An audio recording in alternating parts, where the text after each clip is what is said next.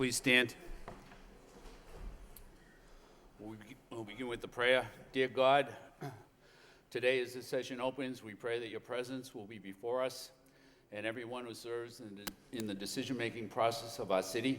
We pray for direction, which will lead our city to be strong and unified. May we continue the legacy of our founders.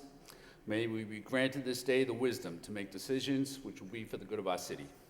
We also pray for your special blessing on all those who are working to transform our city and make it a better place to live and work. Amen. Please remain standing for the pledge. I pledge allegiance to the flag of the United States of America and to the republic which stands, one nation, under God, indivisible, with liberty and justice for all. Would the clerk please call the roll? Counsel Milanazzo. Here. Counsel Rourke. Counsel Samaras. Here. Counsel Belanger. Here. Counsel Elliott. Here. Mayor Kennedy. Yeah. Counsel Leahy. Here. Counsel Leary. Here. Counsel Mercier. Here. 8 present. First order of business are the minutes for the Public Safety Subcommittee of July 25th and the City Council meeting of July 25th for acceptance. Do we have a motion to accept and place on file by Counsel Milanazzo, second by Councilor Samaras? Discussion, all in favor, all opposed, so voted. Next, under Mayor's business, we have a communication, a letter from the Lowell Sustainability Council asking the mayor to join with 300 other mayors, including the mayors of Somerville and Boston, in committing to the Paris Climate Agreement. If there's no objection, we'll take item 10.4 at this time as well, in conjunction with the communication. And we have a registered speaker. Jay Mason.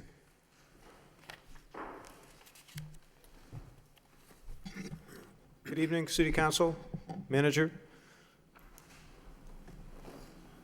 My name is Jay Mason. I reside at 77 Tyler Park. I'm the chair of the Lowell Sustainability Council, a manager-appointed council that reports to City Council and to the Department of Planning and Development. The mission of the Lowell Sustainability Council is to promote citywide sustainability, to engage community stakeholders through education, communication, and collaboration, and to propose sustainable policies and encourage innovative solutions.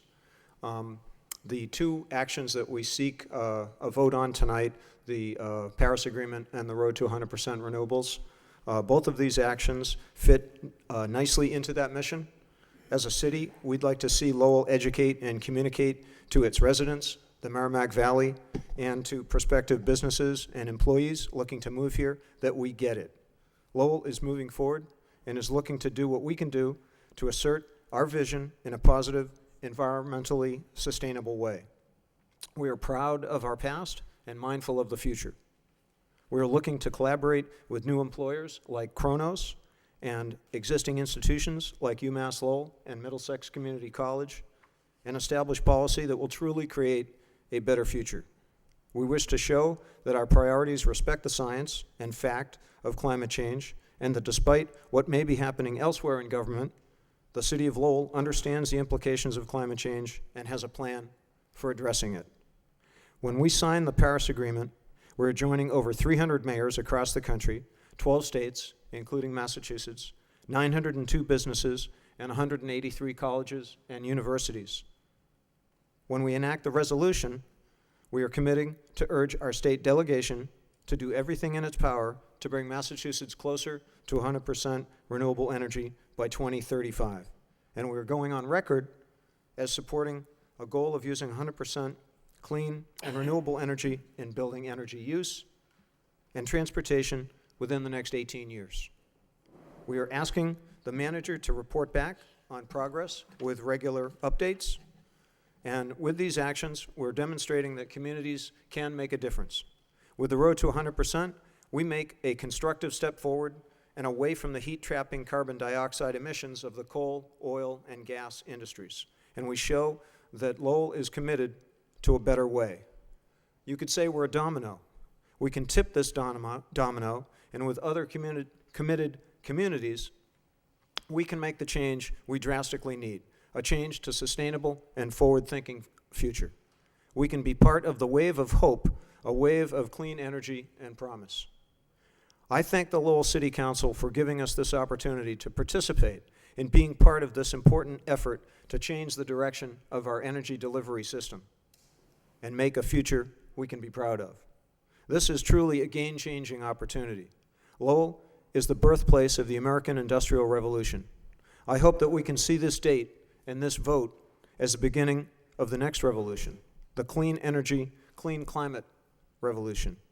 The Lowell Sustainability Council urges that you vote yes on these actions and tip the domino towards the light. Let's make a better future together. Thank you. Thank you.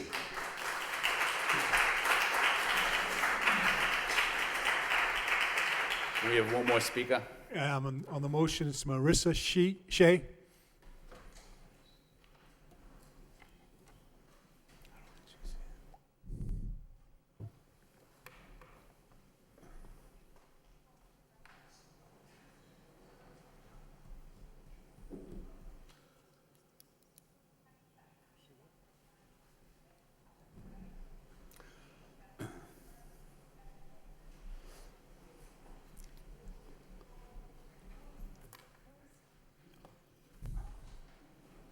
Is that speaker coming?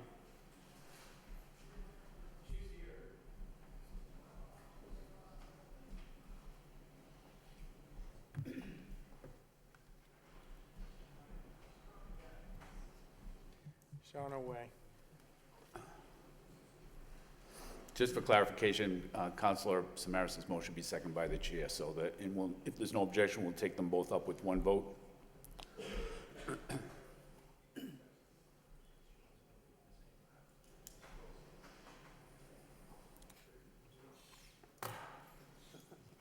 Just like that. Sorry about that. I have a handful of students coming tonight, and they're all sort of trickling in right now. So, maybe have a seat anywhere.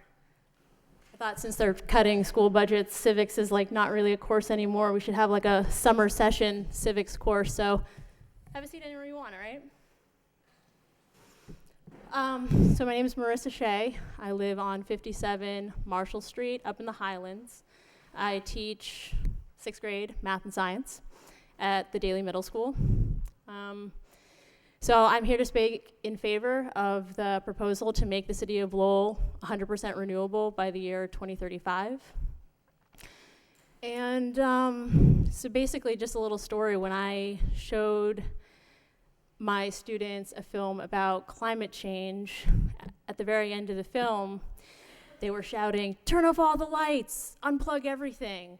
And so we did, and that was on a Friday. That Monday, one of the students came up to me and said, "Ms. Shea, we talked about it over Skype on the weekend, and we came up with a plan to make 5 homes completely solar powered." And she handed me this piece of paper with a bunch of calculations on the front and back. And you know, without even realizing it, they had organized a conference call, written a proposal, and presented it to me.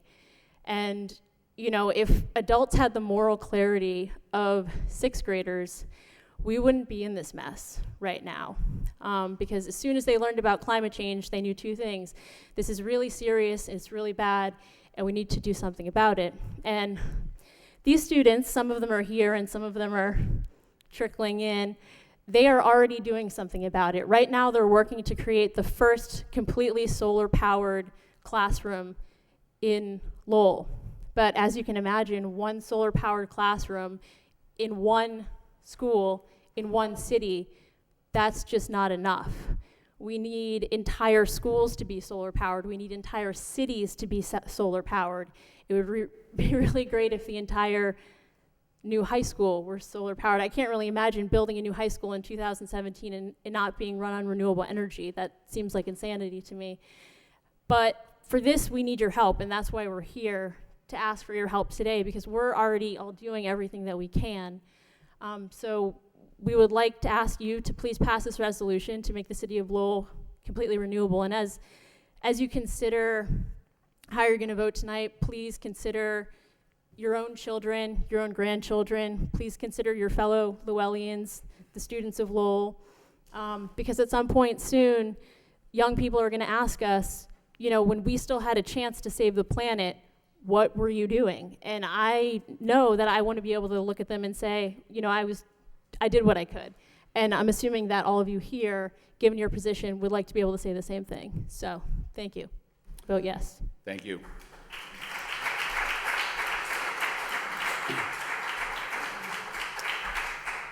Any discussion on the motion to approve, Councilor Samaras? Thank you. I want to thank the speakers. The Lowell Sustainability Council is asking us to go on record to support the letter and to support the resolution. They're concerned about global warming, and they're concerned about, reduction of our use of our fossil fuels. Actually, all you had to do today is watch the news in the morning to see what's happening across the country, the type of weather that we have never seen in our lifetime. I mean, it's so dramatic and kind of scary. And I think this is the right thing to do. It's the right direction to go. Whether you believe in global warming or not, you have to agree that something's going on. And it's best that we try to make this a green city. And I do this I want to support this letter for another reason. If you're looking at the Hamilton Canal Innovation District, we want that to be a success. We want companies to come into Lowell, and we want the right companies to come into Lowell. And when you look at the Cronoses and the Macons and the Markleys, these are all companies that subscribe to supporting these type of issues of going green. And these are the companies that will bring jobs and will bring quite a future to the city of Lowell. So between the university and its research and the type of companies that we can bring into the city, and we'll bring them into the city by showing that as a city council and as a city, we believe in doing the right thing. And I believe this is the right thing. Thank you. Thank you. Any further discussion? Councilor Milanazzo. Thank you. I plan to support both the motion and the resolution, but I just thought I would share a little story, and that has to do with, I think I may have mentioned before on the council floor that we signed on to a solar project in October down in Revere. We were one of 3 housing authorities, and we bought 58% of a 17,000 solar panels in the city of Haverhill.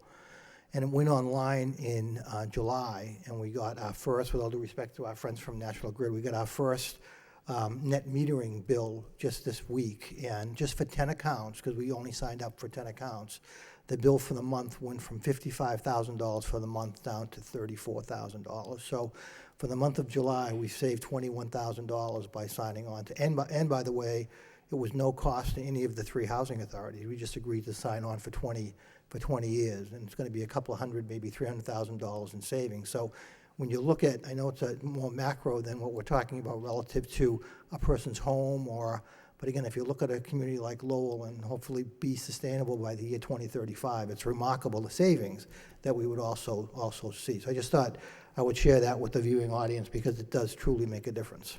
Thank you. Thank you, Councilor. Any further discussion? Councilor Belanger. Thank you, Mr. Mayor. I too would like to thank the speakers that came down, Mr. Mason, and all the hard work him and his council does towards this issue. And I intend on supporting the resolution. However, I would like to know, Mr. Mayor, through you to the manager, has any city official reviewed this resolution? I am concerned about any financial obligation that may occur with this, anything we're financially bound to. It doesn't seem it that I reviewed. It seems like the city will take up certain practices and do what it can, but I just wonder if you or any of your staff had a chance to take a look at this. Mr. Manager. Well, I think the motion would be to refer to the law department to draft the resolution to bring back for the council to vote on, and that way they make sure that it complied with all the statutes and protections for the city. Okay, I would be happy with that in the form of a motion, Mr. Mayor. Okay. Thank you. I don't think we need that. I mean, this is to adopt the resolution, okay? So, which would go to the law department anyways to be written up in its proper form. So that would be the normal course. The letter's a different thing. The letter is just, it's my intention to just sign the letter. Okay, that's fine. Thank you. Any other discussion? If not, Mr. Mason. Is it possible to address the council again? Sure. I just wanted to add an important statistic that I learned from our energy manager, Catherine Moses, earlier tonight, I asked her to review with me the concrete steps that are laid out in that resolution. And I said, are any of these subject to costing us anything? Have we spent any monies in excess of the receipts on the incomes for the community aggregation program or any of our municipal solar? And she let me know that we had not spent anything in excess of what we've taken in. Everything has been a positive, including the aggregation program. But the statistic I wanted to mention is that we have, over the course of 7 years, since 2010, when we took on the municipal solar, and we just had a few panels at that time, we've saved $1.4 million off of the rates that we would have paid otherwise. So I just wanted to bring that to your attention. Thank you. Thank you. Councilor Elliott. Thank you, Mr. Mayor. I was wondering if any of Ms. Shea's students wanted to come up and say a few words, or did they just come here to support the cause, or did they want to speak?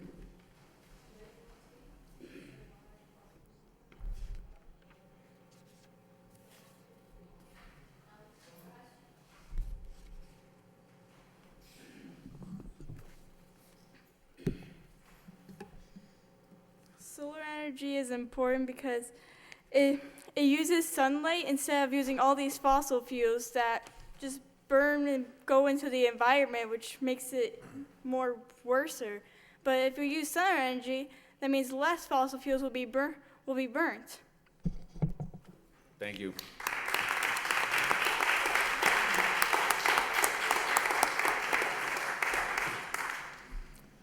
Any further discussion? Roll call. Counsel Milonazo. Yes. Counsel Rourke. Counsel Samaras. Yes. Counsel Belanger. Yes. Counselor Elliott. Yes. Yes. Mayor Kennedy. Yes. Counsel Leahy. Yes. Counsel Leary. Yes. Counsel Mercier. Yes. 8 yeas. Mayor, can we take 8.1 out of order, the subcommittee report, because we have Verizon, National Grid, and Comcast here? Okay, Council Leary's requesting that we take item 8.1, the subcommittee report, out of order. If there's no objection, we'll do that by general consent. Hearing no objection, we'll take it out of order.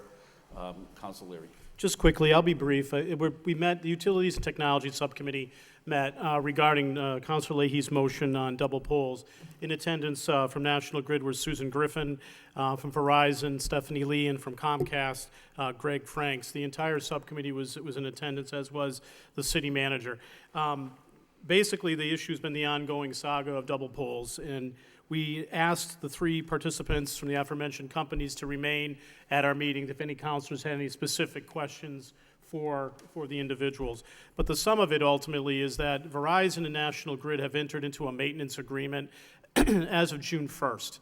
And that maintenance agreement essentially means that Verizon will be responsible for repairing the double poles and other types of infrastructure repairs and maintenance that are required, which is a new agreement which, based on the conversation we had with the respective parties, makes sense. Now, instead of having multiple parties involved in maintaining the poles, now we have one party in the city of Lowell, Verizon, that maintains the poles. Ultimately, when they started the project measuring it, there's approximately 400 double poles located throughout the city. The participants outlined that this largely was due to a large project with the Markley Group out on Prince Avenue, bringing infrastructure from Cross Point Towers to the Prince facility, which really did upgrade that infrastructure and will be an improvement not only for the Markley Group, but will be ultimately be an improvement for the entire power structure in the city of Lowell as we grow with the Innovation District and hopefully elsewhere throughout the city. So that's a positive. But part of the negative factors with that, the voluminous, I guess, work involved to make that happen did delay a lot of the project. What they've done since June, since that maintenance agreement, they have reduced the poles approximately from 400 double poles to approximately, I think it was 135 poles. It was a reduction of 235, 240 poles. We discussed best practices with Verizon in terms of what is their best practices to repair poles ongoing, and ultimately it's when the knowledge of a double pole occurs, really it's 30 days is their own best practice. So we addressed specific issues regarding some nagging areas like Andover and Nesmith, Stackpole Street, and some other areas that have been a continued problem and a continued reason for counselors' motions. There's a lot more to it, and I think I'll let Councilor Leahy and Councilor Elliott speak in regards to their specific issues. But ultimately, what we asked the parties to provide is a monthly status report in terms of what is outstanding for double polls, and with the goal of understanding that we can't have even over 100 double polls within the city. We need to bring it in line in the realm of 20 to 30 on an ongoing basis, depending on different, construction projects or accidents that may occur. The goal really is to be better at it and be more effective at it. So they did agree to provide us that report through the city manager's office for the council to review. And I'll turn it over to Councilor Leahy or Councilor Elliott or any other councilors for questions that they may have of National Grid, Verizon, and Comcast. Thank you. Councilor Elliott? Well, that was the report. It was a good report. In fact, exactly what we discussed in the subcommittee. I was just going to, we asked the representatives from National Grid, Verizon, and Comcast to have ownership and maintenance as well as lines in the poles to attend. So if there was no objection, we asked them to attend because there's a change in the way that poles are going to be removed. Verizon and National Grid both have joint ownership of some poles throughout this community and others. And moving forward, National Grid are going to put the poles in, and Verizon is going to take them out. And there is a protocol. So, and I think the most important aspect is there is also a telephone number that residents can call and report a double pole that has been there, that's either new or not, and they'll put it into that database. So I was just going to suggest that somebody from National Grid, Verizon, explain briefly what was discussed at the subcommittee meeting.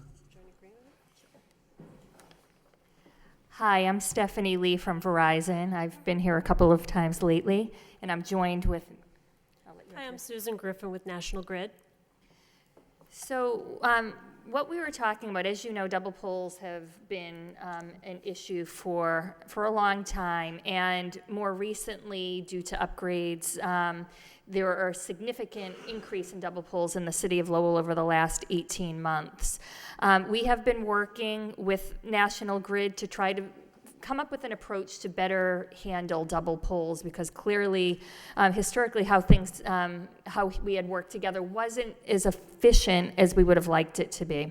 So as of June 1st, we have an agreement with National Grid where we both still jointly own the poles, but National Grid places the poles because they are at the top of the pole with their electrical equipment. So when they place the pole, they can immediately, as they place the pole, transfer their wires to the new pole.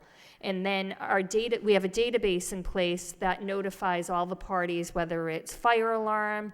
The city's been great to work with as we've been moving through this, Comcast or another provider. And then at the bottom of the pole, Verizon has the lowest wire.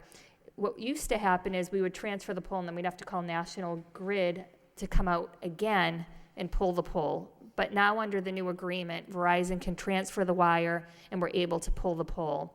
Since June 1st, as you had heard from the chairman, we have been successful in removing about 260 double poles over about a 2.5 month period. So you've seen a significant reduction in double poles. We still have about 130 or so left in the city, and we're going to be working aggressively with National Grid and the other parties. That's why Comcast is here as well, and the city, to make sure all wires are transferred and we're able to remove those double poles as well. I'll leave it to any questions. Councilor Elliott, you all set? Councilor Belanger? Thank you, Mr. Mayor. To Mrs. Lee of Verizon, I just would like to know, how does your company prioritize the removal of double poles? Is it on phone calls? How is it you prioritize that, may I ask? So one of the things we worked on over the past year is we have an upgraded database. It's called Engines. And when N-Grid puts the poles in, they upgrade, they put the pole in the database, and all parties are then notified when they have to move. We've always had a database, but it was not as robust of a database and didn't have full participation.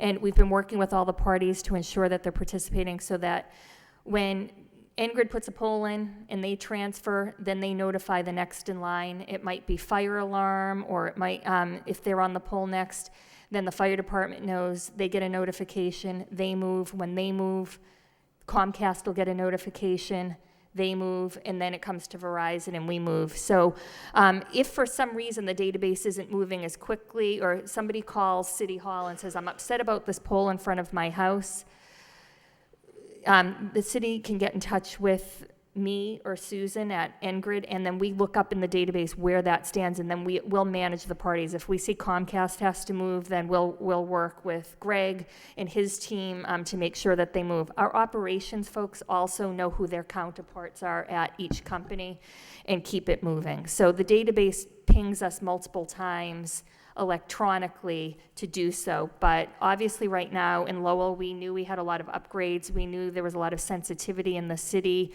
We had gotten a little bit behind. The poles were getting put in quicker than we were able to take it out. We came up with this new system, and it seems to be working very well. Okay, well, that's good news. But are you able to make a sort of projection? What are we at now, 133 double poles, is that what you said? Yes. Okay, so what are the projections? What number is that going to go down to in 6 months or a year? What can we expect from each other in this? The current backlog of polls we should be able to handle within the next couple of months. However, new polls are created, not just from upgrades. That was a extenuating circumstance, and there will be other upgrades. Probably not 500 polls within a 12-month period. That was probably the largest ever, right? Or at least that we've worked on together. However, there will be sometimes poles that need to be replaced for maintenance reasons. There might be poles that get hit by a car, those kind of things. So there will be double poles will never go away forever, but they should never be 500 double poles in your city. There might be a smaller level of them, several dozen of them that should be moving and getting replaced as quickly as possible. Okay, all right, we'll look forward to future updates, and we'll see with that number, how we progress in the months to come. Okay, thank you. Thank you, Counselor. Any further discussion?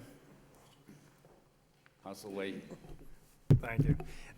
So, very quickly, it was a productive meeting, and I just hope that you're going to look into the wires that are hanging down and stop that process of leaving the wires on the poles. And so, hopefully, next time we meet, that the numbers are down, because we're looking to get rid of the annoying poles. I mean, I know we said we pulled a lot of poles, but that's probably, I don't know if are you counting, like if you put in a new pole and you pull the other one, that's really not pulling double poles.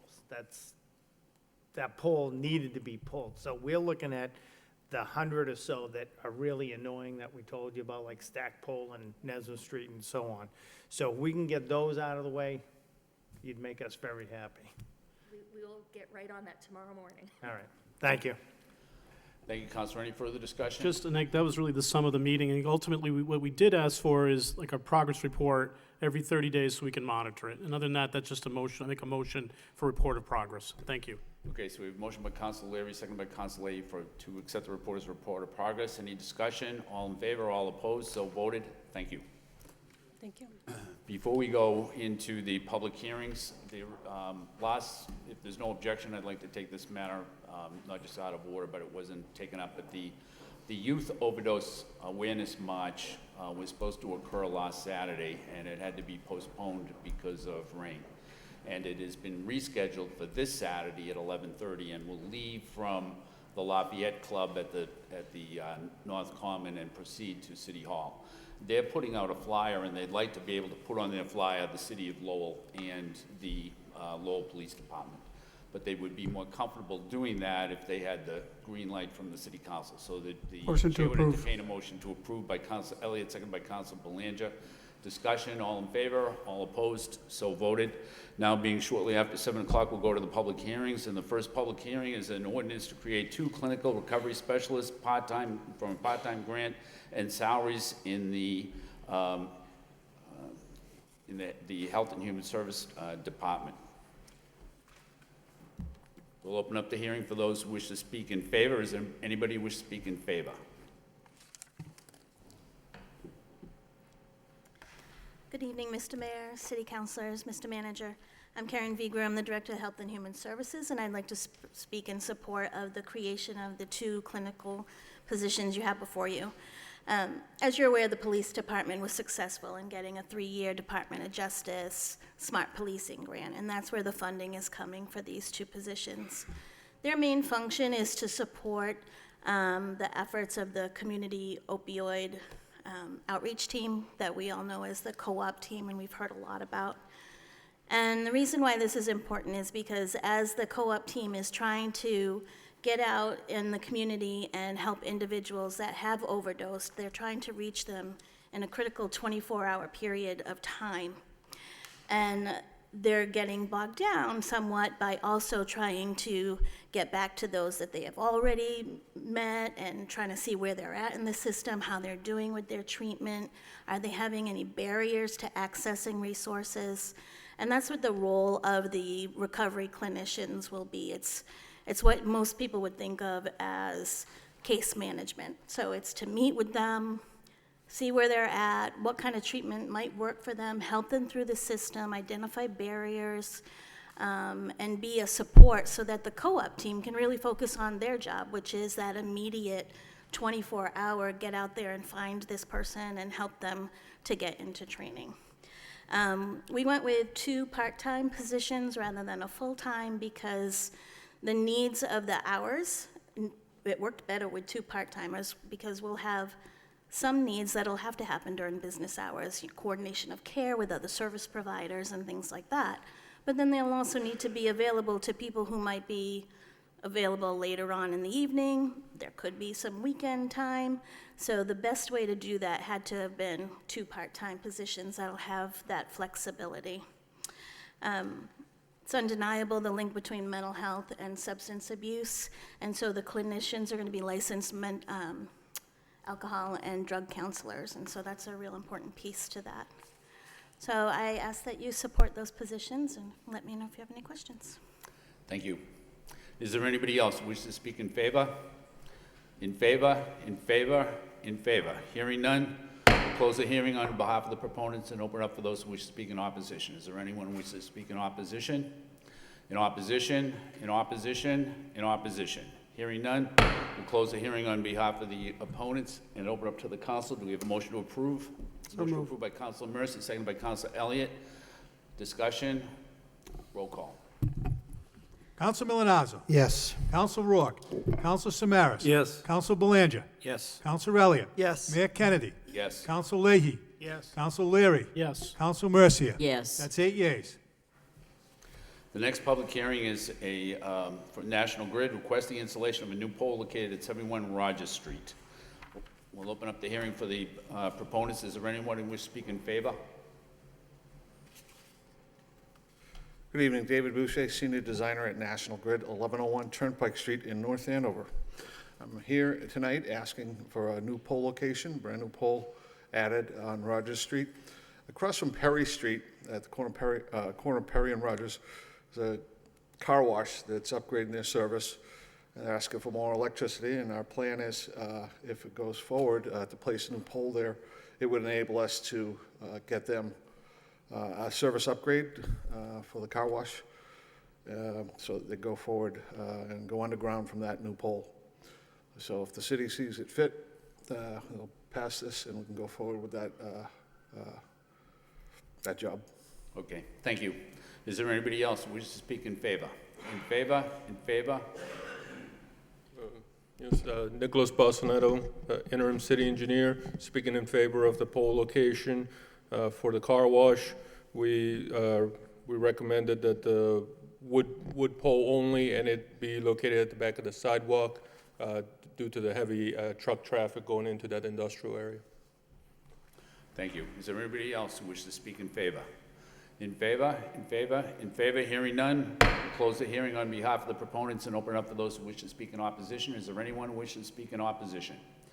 In opposition, opposition, opposition. Hearing none, we'll close the hearing on, I'm sorry, go ahead. I own a property in this location. I just didn't know how this will affect my property in this area.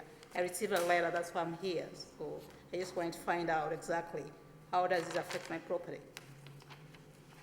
We, Pole location? I live on 80 Rogers Street, 80. and I got a letter, that's why I'm here. I have a map. Okay. Would you- So the car wash is over here. The car wash is over here. Perry Street's over here. They're putting the pole over here. You live across on Rogers Street. Okay. are you all set? Okay. That's good. Is there anybody else who wishes to speak in opposition? Opposition, opposition, hearing none. We'll close the hearing on behalf of the opponents and open it up to the city council. Do we have a motion to approve? Motion approved by Council Mercia, seconded by Council Leahy. Oh, I'm sorry, the motion is to refer to the wire inspector for report and recommendation by Council Mercia, seconded by Council Leahy. Discussion. All in favor? All opposed? So voted. The last public hearing is from National Grid, request the relocation of the gas pressure regulator to the sidewalk on Father Morissette Boulevard. We'll open up the hearing for those who wish to speak in favor. Nicholas Bostonetto, interim city engineer, speaking in favor of the relocation of the gas valves. This is actually going to benefit the Tiger project, the replacement of the Pawtucket Street Bridge over the Northern Canal. The valves right now are at the right where the bridge comes in over the canal. So Mike Floyd's here from National Grid. They're going to move it across to the other side of Father Morissette. That way they're out of the way so we can build the new Tiger Bridge going from the university. So speaking in favor, thank you. Thank you. Did you want to speak as well? No, you just all set? Okay, thanks. Anybody else who wishes to speak in favor? In favor? In favor? In favor? Hearing none, we'll close the hearing on behalf of the proponents and open it up to those who wish to speak in opposition. Is there anyone who wishes to speak in opposition? In opposition? In opposition? In opposition? Hearing none, we'll close the hearing on behalf of the opponents and open it up to the City Council. Do we have a motion to refer to the wire inspector for report and recommendation by Council Milanazzo, seconded by Council Mercia? Discussion, all in favor, all opposed, so voted.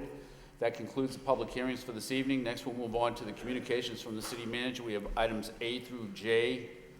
This evening, we'll start with item A, which is repaint the crosswalks on Bridge and 3rd Street. Is there any discussion on that report, Council Samaras? No, I just want to thank the city manager for the report. I think the people of Centerville will be very happy when this project is complete. Now, it talked about August 15th for the date for some of the hot top work. Is there a completion date for that area at this point?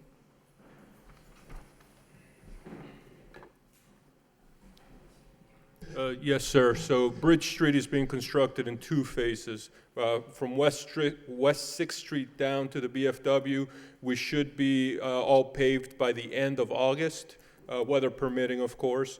And then once that's finished, we want to get all that done before school starts. And then we're going to start from West 6th up to Willard, and that should be done by the end of fall, November, let's say. And it's going to be all new sidewalks, all new paving. And once we do all the paving, we'll come back and put the nice plastic markings, the thermoplastic crosswalks and everything. But there'll be temporary crosswalks, built, once school starts? Yes, I think the motion states that Mr. Cooper from the Sign and Meter Department will paint crosswalks before school starts. Thank you. Great. Thank you, Council. Council Mercia. Thank you, Mr. Mayor. While we're talking about crosswalks, I had a motion some time ago to put a crosswalk instead of a stop sign on Lewis Street. The crosswalk would go across, and Judge Zaharoulis, the president of the church there, is concerned about it, and it's still not done. But the motion then was amended to make a crosswalk, considering that they couldn't put a stop sign there. Because people were coming out of church, it's a blind area, cars were speeding down, and I wanted a stop sign by the bridge that abuts Ecumenical Plaza that goes over to Suffolk. Not everybody can park in the parking lot. They park on Suffolk Street and walk over the bridge to go to church. And a few times in the past, people have started to cross the street with people going very fast. So they could probably have a crosswalk there, and it was approved, and it's not there because I went there yesterday, and it's not there yet. So since we're talking about crosswalks, I know the urgency is with the crosswalks that surround the schools. That's very, very important, but I don't want to forget this crosswalk. Thank you. Thank you. Any further discussion on item A? If not, we'll move on to item B, which is the University of Massachusetts Lowell preparations for the Residence Hall at Perkins Loft.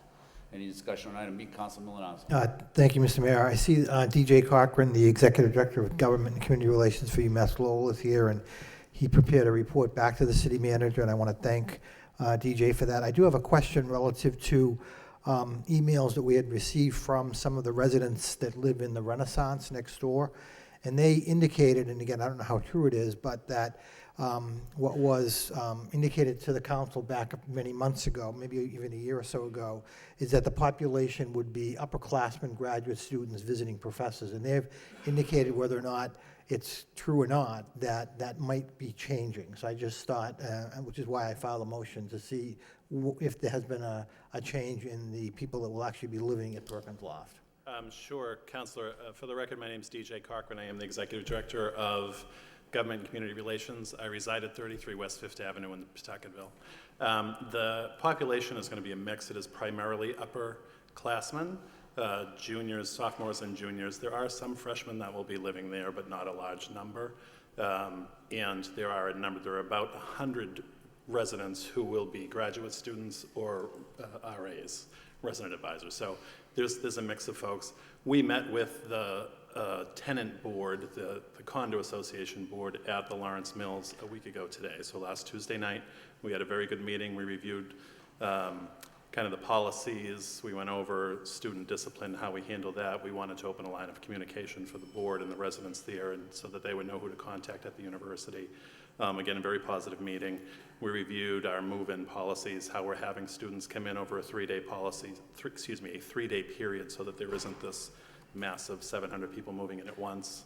And we answered any questions that they had. So I know that the board's happy. We did hear from 2 residents through emails that we've responded back with. We've offered to meet with them and the tenants, but we're working through the board to determine the best way to communicate directly with the tenants. So that's all ongoing. It's been good. We've really honestly only heard from 2 tenants there, and it's... Okay. And what's the move-in weekend, the 3 days? Move-in starts in on September 1st, so Friday, Saturday, and Sunday. This year, which is new for the university, we've actually given times for students to move in. So there'll be a group moving in at 8, 9, 10, 11, 12, so that they're staggered. The move-ins really are pretty quick. It's typically a car pulling up, somebody getting out with a box. There's no furniture being moved in or anything like that, because it's a furnished dorm room. So it should be smooth. We don't anticipate any difficulty. Okay. Thank you. Thank you, Mr. Cochran. Thank you. Thank you, Mr. Mayor. Thank you, Council Belanger. Thank you, Mr. Mayor. I want to thank longtime friend, Mr. Cochran, for coming down here this evening and sharing that with us. But, Mr. Mayor, through Mr. Cochran, is he still here? Thank you. Now, DJ, were we able to retain some of these residents? I know the goal was to get some of them on Thorndike Street, Salapoli's building, but it doesn't appear to be ready. So, to your knowledge, were we able to retain some of these residents in the city? To my definite knowledge, one of the tenants who has been communicating with us via email is someone who moved out of Perkins and bought a condo at the Lawrence Mills. Okay. So that's one definite who we're dealing with on the other issues with their neighbors. So. Yeah. Okay. All right. It's a timing issue. There are others, but I don't have actual concrete evidence. Okay. All right. Well, thank you. Thank you. Thank you, Councilor. Any further discussion on this item? If not, we'll move on to the status of the Tiger Grant. Any discussion regarding the status of the Tiger Grant report? Council Leahy. I just have to pull it up. I just threw you to the manager. There was a timeline on this, right? And then this was the last of the grants, like this Tiger Grant program isn't around anymore, or is this the last year of it, maybe? That's my understanding. The reports I read is that the current administration isn't going to continue the Tiger Grants, but our money is secure. Okay, so there's no timeline as far as the RFPs or? Well, the RFP, and I know we got an email from a resident who is very, very knowledgeable, but in this case, he wouldn't find an RFP on our website because Mass DOT is advertising it they're doing the advertisement for us. So if somebody wants to go on the Mass DOT, you'll see that it's going to be advertised on August 12th is going to be the first advertisement on this. Okay, and then one other question was, so I see the number, like the funding for the Tiger Grant was the $13,289,000. Wasn't there a share originally, like from us and the university that brought it up to, there's like a number in my head of 17 million? Yes, there was $2 million from the University of Lowell and $600,000 from the city. So, how come there's a number like 17 million that sticks out in my head now? Okay. But we thought, so we were looking at about 15 million for everything, and now we're... Well, no, we're looking at about 11 million for everything, but now that we take the Suffolk Street Bridge out of the project for now, it comes down to about 7 million. And Mass DOT has promised to pay us 3.5 million, and that this council voted to go towards capital funds if we need it in the future. But at that time, I represented that we're going to be filing for MassWorks grant because there's a new MassWorks grant program coming out, and we just filed it yesterday, I believe, on Friday. We filed a MassWorks grant for the full amount of $8 million so that we could try and cover all of the bridges. So I'll keep you apprised as to the funding of the MassWorks grant. We've been successful in the past. We've gotten 2 already under this administration, so I'm hopeful that we'll continue to get more. Okay, and the university, their end is still in the Yes. picture? Okay. Yes. All right, thank you. Mr. Manager, just clarification on Council Leahy's question. Is the university in for 2 million or 3 million? 2 million plus interest. Okay. Council Belanger? Thank you, Mr. Mayor. Mr. Mayor, through you to the manager. Now, Mr. Manager, could you please clarify, we've applied for 8 million in a MassWorks grant.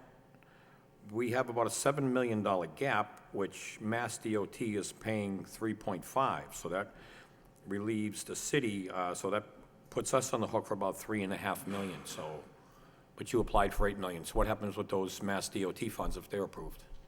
Because what we did is we took the Suffolk Street Bridge out of the mix right now because it's in relatively good condition. Right. But, you know, we probably will need to make certain repairs to that Suffolk Street Bridge down the road. So I want to try and get that money through this MassWorks grant to prepare to fix the Suffolk Street Bridge also. Okay, well, that adds up then. Okay, including it, because it's crossed out here in the list, but if you include that, okay. Thank you, Mr. Manager, that's great news. Councilor Elliott? Thank you, just briefly, I think this certainly applying for grant money through MassWorks, but it's wise, again, because in the FY18 budget, the governor has requested 80 million in MassWorks, so that's money for the taking. I think it's good that we get in sooner, and then should we receive it, then we move on to the Suffolk, because we don't want to wait till the last minute. So I think we reach out to the governor again. He's been good to let him know how important the bridges are, and this money is to economic development. Thank you. Councilor Samaras? Thank you, Mayor Kennedy. I'd like to bring up also that I was present at the signing of the university partnership today, and I want to commend the city manager for the work that he did in putting this partnership together. Both Chancellor Maloney and City Manager Murphy really spoke of the advantages to both institutions, but this is going to bode very well for the city of Lowell over the next few years. But also, when you talk about the Tiger Grant, Senator Markey was there, and I believe he said that through the work that you did with then Chancellor Meehan, that we were only one of 3 grants, Tiger Grants in the country that was successful. And I think you're really to be commended for that, because he spoke as to how competitive it was, the work that he had to do along with Congresswoman Tsongas. But he did attribute the reaction and the successful completion of that grant through your work with Chancellor Meehan. And I think people should know that. And I want to commend you for, it was a great meeting to attend today. Thank you.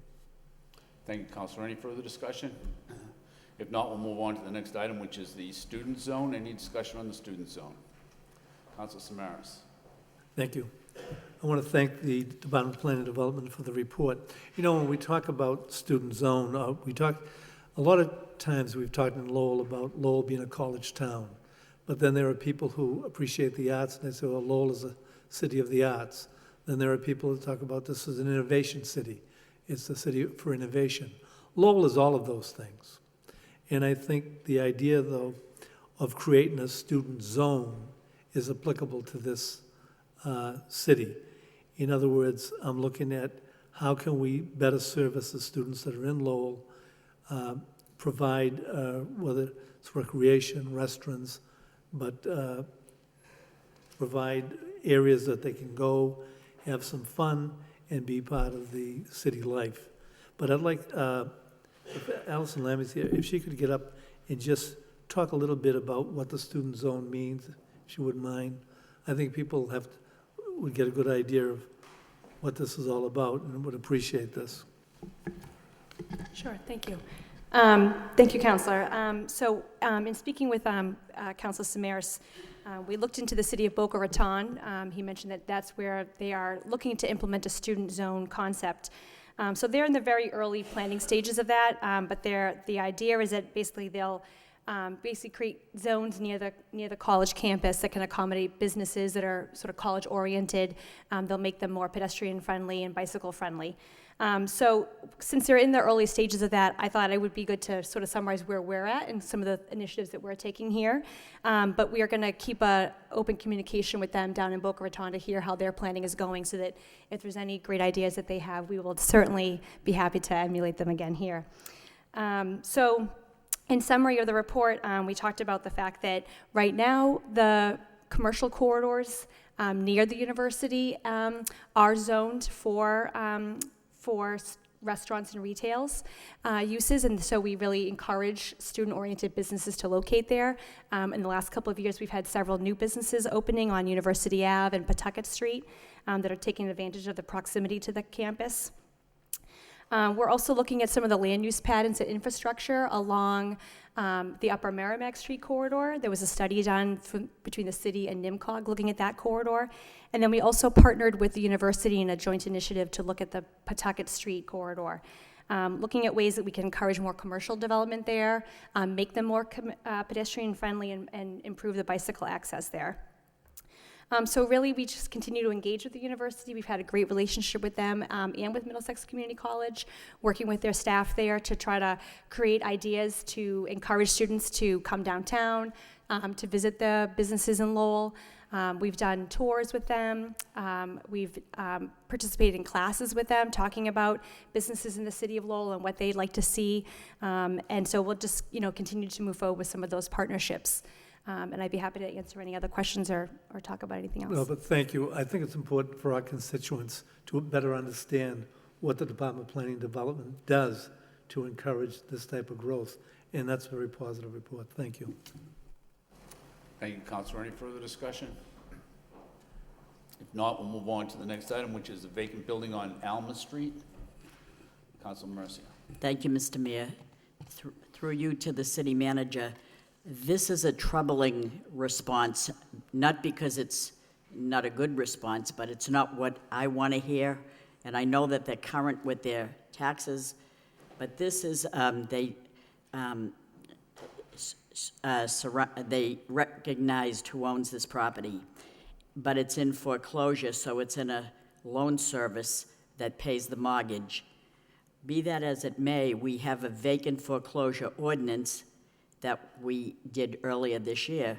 And when we did that, we raised the annual fee to register as a property that's vacant or foreclosed, and we raised it to $1,000. Now, it seems that for the last fourth quarter, this property, the fee will be $4,000 in September. We could raise this to $100,000 if they're not paying it. what good is that? So are they current with the fee that, maybe that'll discourage them from leaving the property vacant? I appreciate the fact that this loan service is paying the mortgage and the taxpayers aren't, filling that gap for themselves to be adding to support people that aren't paying their property taxes, but the fact remains that this property is an eyesore. The family that's living in there now is a raccoon family. I don't think everybody in the neighborhood is appreciative of that this property devalues those around them to the point where it's not fair to people that keep their property up and have to look at this eyesore. We're doing everything we can, even raising the fee, but if we raise it even to $1 million and they're not paying it, we're in trouble here. And maybe, perhaps, they'll get sick of getting a bill and probably do something about it, or even sell it to someone that's willing to turn it around and make it a decent place to live and be conducive to the surrounding properties. This is frustrating to me because although we have everything in place, it's hard to make them do what we think the neighbors would want them to do. So that's a good report, but still sketchy. So I don't know where else we can go with this. I really don't. Councilor Milonazo. Thank you, Mr. Mayor. Through you to the city manager. Are we still using the receivership program in the city of Lowell? And would this property qualify for that, or is it just too early in the stage relative to foreclosure versus us being able to appoint a receiver? Great question. As a matter of fact, we're entering into a partnership with the Attorney General. They've actually sent up a number of lawyers to work with us to recognize buildings that would be eligible for the receivership. I'm not sure if this is eligible for receivership, but we'll certainly put it on the list to talk with the Attorney General. One would think when they have to pay, and I think the theory that the council employed in this ordinance was very sound, is that you can't force them, to foreclose on it, but by giving them these draconian fines, one would think that they would want to foreclose on it rather than pay $4,000 in September. And they can't get around that. So, we'll continue to monitor the property for minimum maintenance, and we'll see if it's subject to the receivership program. But one would think that they would want to not have to pay the $4,000, but they just don't. They just go forward. But we will continue to monitor minimum maintenance. Because the neighbors are concerned. Thank you. Any further discussion on item E? Councilor Leahy. Quick question through you to the manager. When you have animals living in the house, is there anything we can do, like have an exterminator going and then charge that? Let me check with the with inspectional services relative to that issue. I would imagine that's a dangerous. It may be a health issue or something, but we'll continue to monitor the house. We have pictures of it. Yep. They're looking out the second story window. Can you get me those? They're very beautiful, but they're not supposed to be living there. Okay, if you could send those to me, that would I help. will, thank you. Any further discussion on item E? If not, we'll move on to item F, placing recycle barrels in city parks. Any discussion on that report, Councilor Leary? No, thank you, and thank you to Mr. Wellenstein for putting that report together. It's good information. Thank you for the prices. I guess, first, I also thank you for piling the program in the middle of the budget year, or beginning of the budget year. I guess the questions I have, I think if you're looking at one for every park, it'd be about, what, 7 grand, 10 grand if you're using the Clearstream process. I guess, are there any grants out there that could actually facilitate that or expedite the number? What I'm thinking of is you're looking at different, when you walk through different Little League times a year, and when you're looking at different Little Leagues, they get a lot of use, and you see a lot of bottles being thrown around, not only in the trash, but more predominantly also around the grounds. I know that Councilor Elliott and I do a lot with Lowell Youth Soccer. They already have a very good system in place that's effective.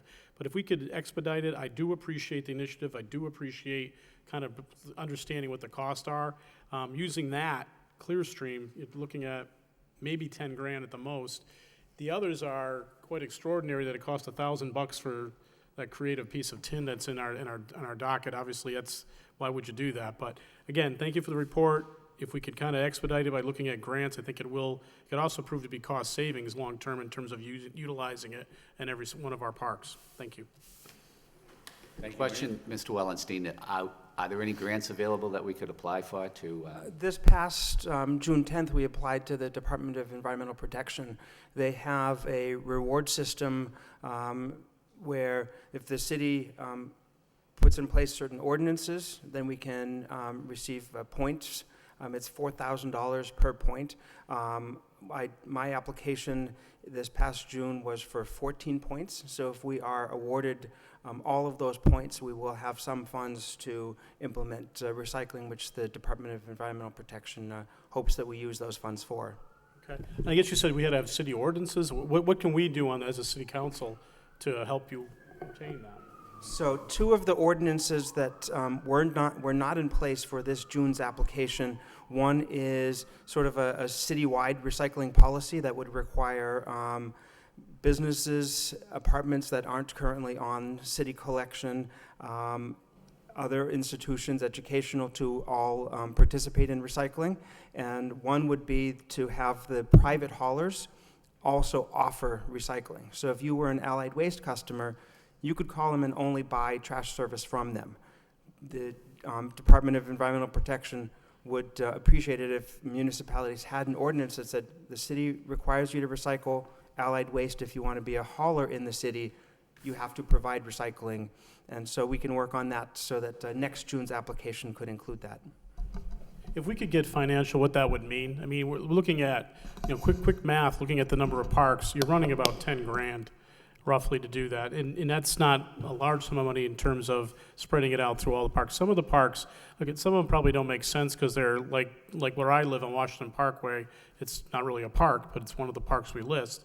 But you're looking at a lot of the athletic fields that we're using, a lot of things like Clemente Park or Hadley Field or some of the other parks like that. They don't have that, but they do have a lot of people who are drinking water, sodas, what have you, and they're throwing them in the trash. And if not the trash, they're throwing them on the ground. So anything we can do to kind of expedite it, I am very appreciative of the outline of what the cost is, because 7 to 10 grand is not a lot of coin to actually spend to make this happen. But again, thank you for the quick response. Appreciate it. Thank you, Councilor Leahy. Thank you. Through you to the manager. I remember years ago when Manager Lynch was here, we had sort of a policy. It was bring it in, bring it out. Do we have to, was that like an official, do we have an official policy on parks, or do we need to change anything? There are municipalities that in some of their green space have a carry-in, carry-out policy, so there are no city barrels for trash or recycling, and it does reduce the labor that's involved in maintaining that facility. And with our trash hauler now, they pick up the trash at the parks? Correct. We have 250 barrels downtown and 450 barrels spread throughout the city. So when's our trash contract come up? The current contract ends December of 2018. So we're already beginning to lay the framework. We talk about, this is a $5.5 million expense every year. So we start about a year in advance. So just about. So is this something we could negotiate, that they buy the, I mean, you want a heavier duty trash bin to collect the bottles. So is that something we could work into negotiations where, I know a lot of times you give someone a contract and they say, hey, we'll give you some barrels or some whatever. So I know that happens quite a lot, so maybe we could negotiate. The last time we had a negotiation, the manager's office was able to convince Waste Management to include 15 solar big bellies. So many of the big bellies that you see starting here at the library all the way down to the auditorium are a result of that negotiation. So it's not impossible to ask them to provide hardware and equipment in the next contract. Because I know this manager could do it, so if anybody could. So that would be something we could work on for next summer to get some of these, I don't know what you want to call them, that caged. So the cage that's in the image is made by the Massachusetts Department of Corrections, and we purchased them on state contract. That's currently in use at Edwards Soccer Field and Clemente Park, and we have 2 of them up on Gage Field. So they're very popular for the playgrounds and athletic fields. All right, maybe we could negotiate however many Mr. Leary needs, 100 or so. All right, thank you. Thank you, Councilor. Any further discussion on this item? If not, we'll move on to the appropriate speed limit for East Merrimack Street. Any discussion regarding this item? If not, we'll move on to the next item, which is the plans for crosswalks on Andover Street. Any discussion? Council Samaras. I just want to thank the manager for this report, but it's interesting what the plans are. Could Mr. Bossinetto come up and just give an overview of what the plans are? Because it's a little more than asked for, but I think this will be welcomed by the people, the businesses that are across the street, especially from the shopping center. Yes, sir. Councilors, so this morning, we actually were at the offices of NIMCOG, right there at Church Street. We had the meeting there because, we could easily walk down, and we had Lowell Fire, Police Department, MassDOT, NIMCOG, myself, and our consultants. There was a group of about 15 people there, and we did a road safety audit of that area. It is extremely high crash rate area. There's over 65 crashes a year at that intersection, and it's also 22 and a half injuries per year. So every other week, the police and fire are down there because of serious injury crashes due to T-bone crashes. People run the red light and hit oncoming vehicles at those intersections. It's a very dangerous intersection. So we've hired, using the money that the council has appropriated for traffic improvements, we've hired TEC consultants to do this work. Again, your tax dollars at work to improve the safety and efficiency of the problem intersections. And what our goal is to turn Church Street and Little Appleton back to two-way traffic. Back in the 70s, during urban renewal, the Central City Circulator was, Appleton was one way, Middlesex was one way this way, and the Lord Overpass, it was a big loop traffic. In the early 2000s, we converted Appleton and Middlesex Street back to two-way traffic. With the Lord Overpass improvements, you'll be able to go, we'll get rid of that circulation and have traffic, you can go both ways, two-way traffic at both intersections. So this area will be the last remnants of that Central City Circulator. So it really makes no sense if you're coming from Belvedere on Andover Street to force you to go on Middlesex Street anymore.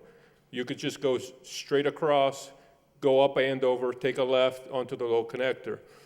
Andover Street's much wider than Middlesex. It's better to, it's traditionally our main route, the main artery through the city. So we're going to revert back to what it was before the days of urban renewal. And once we do that, we'll be able to put crosswalks across that area. Right now, the dentist, Dr. Coquinos, I've spoken to him numerous times. There's a bus stop there. Clients park at the plaza.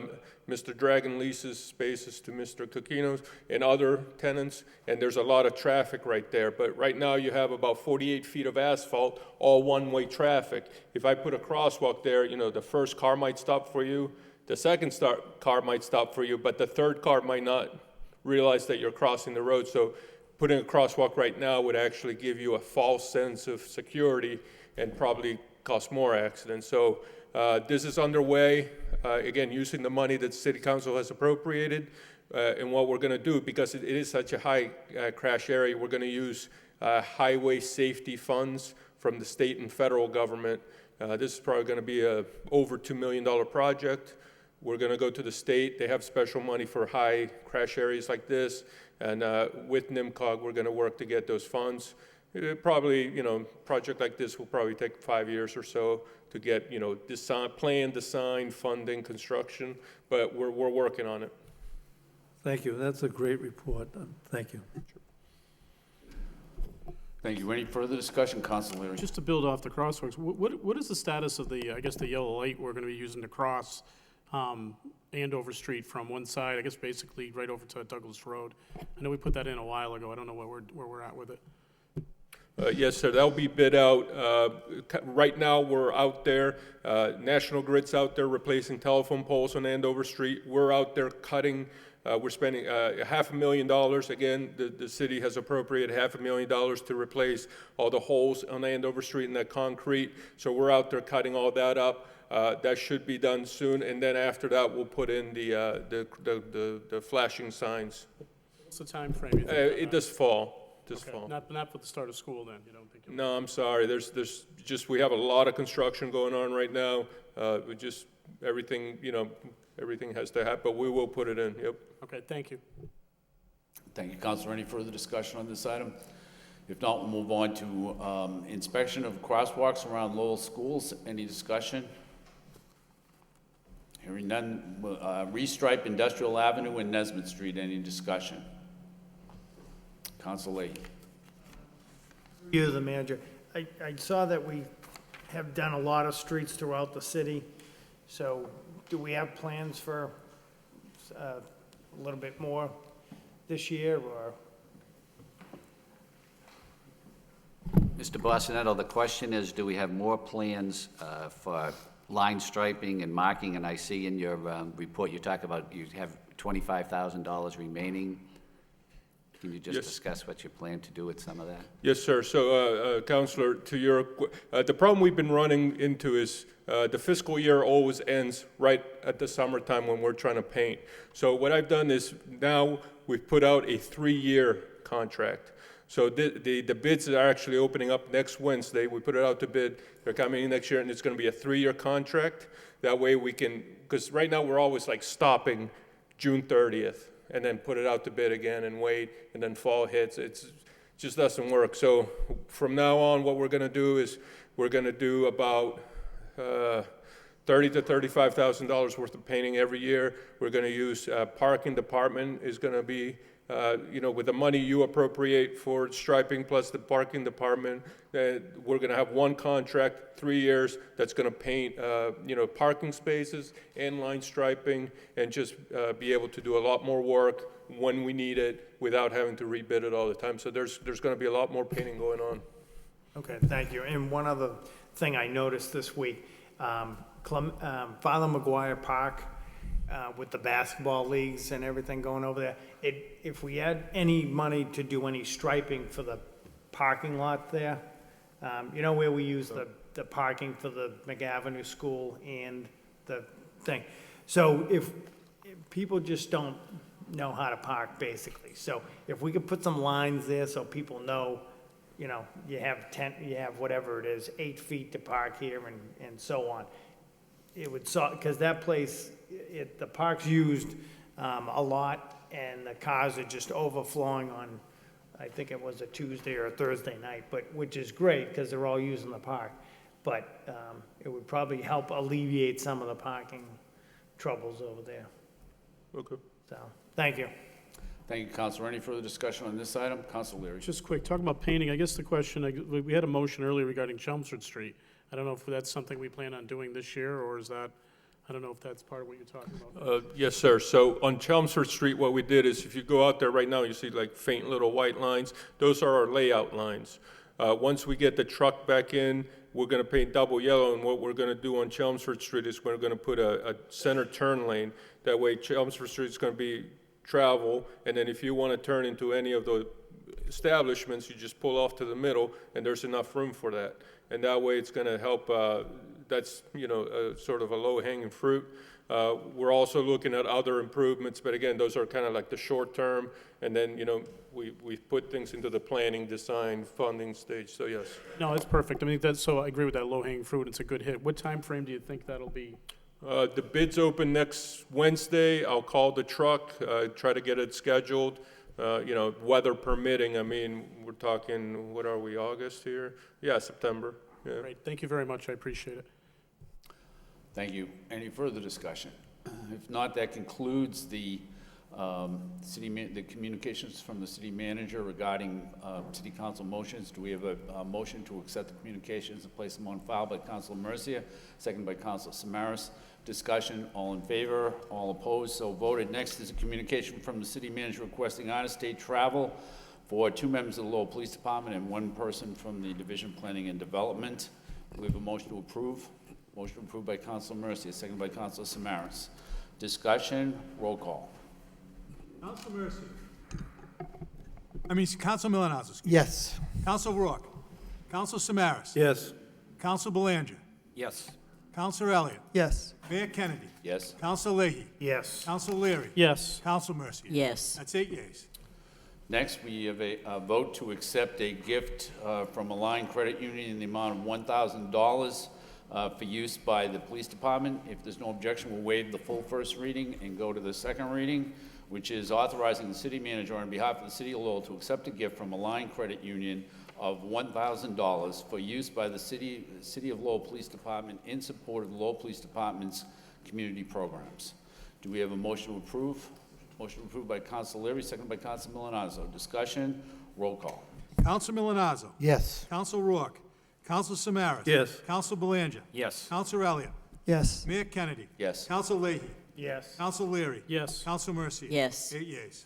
Next, we have a vote authorizing the city manager to execute a license agreement with LD Holdings, doing business as Bar 74 for an overhanging sign at 74 Middlesex Street. If there's no objection, we'll waive the full first reading and go to the second reading, which is authorizing the city manager to enter into a license agreement with LD Holdings LLC, doing business as Bar 74, to encroach upon the city of Lowell property at 74 Merrimack Street in Lowell, Massachusetts. Do we have a motion to approve? Motion approved by Well, I have Council a Leahy. question. Are you moving to approve? No. Do we have a motion to approve? Motion approved by Council Leary. Do we have a second? Second by Council Mercia. Council Leahy. Thank you. Through you to the manager, is this the former Brian's Ivy and all that? Yes, it is. So are they under new management and everything now? Yes, they are. And they changed the name of this. I figured that, I expected a question about this, because I asked the same questions about it, is why are we doing this if we've had so many problems with them in the past, is that basically it's hard to turn, they comply with all of the rules and regulations relative to the sign, so it's difficult to turn them down for the sign. However, we have been taking action against them. Even the new owners, for example, during the Folk Fest, we didn't allow them to have outside seating because that's more discretionary than allowing an overhead sign. But we are monitoring them very carefully, and we will take any appropriate action against them. And I think that outside seating, the denial of that was an indication of us cracking down on them harder. So are there new owners, or is it the game that they play when they switch the manager's name on record? I'm not sure about that, but it's a new name. Okay, thank you.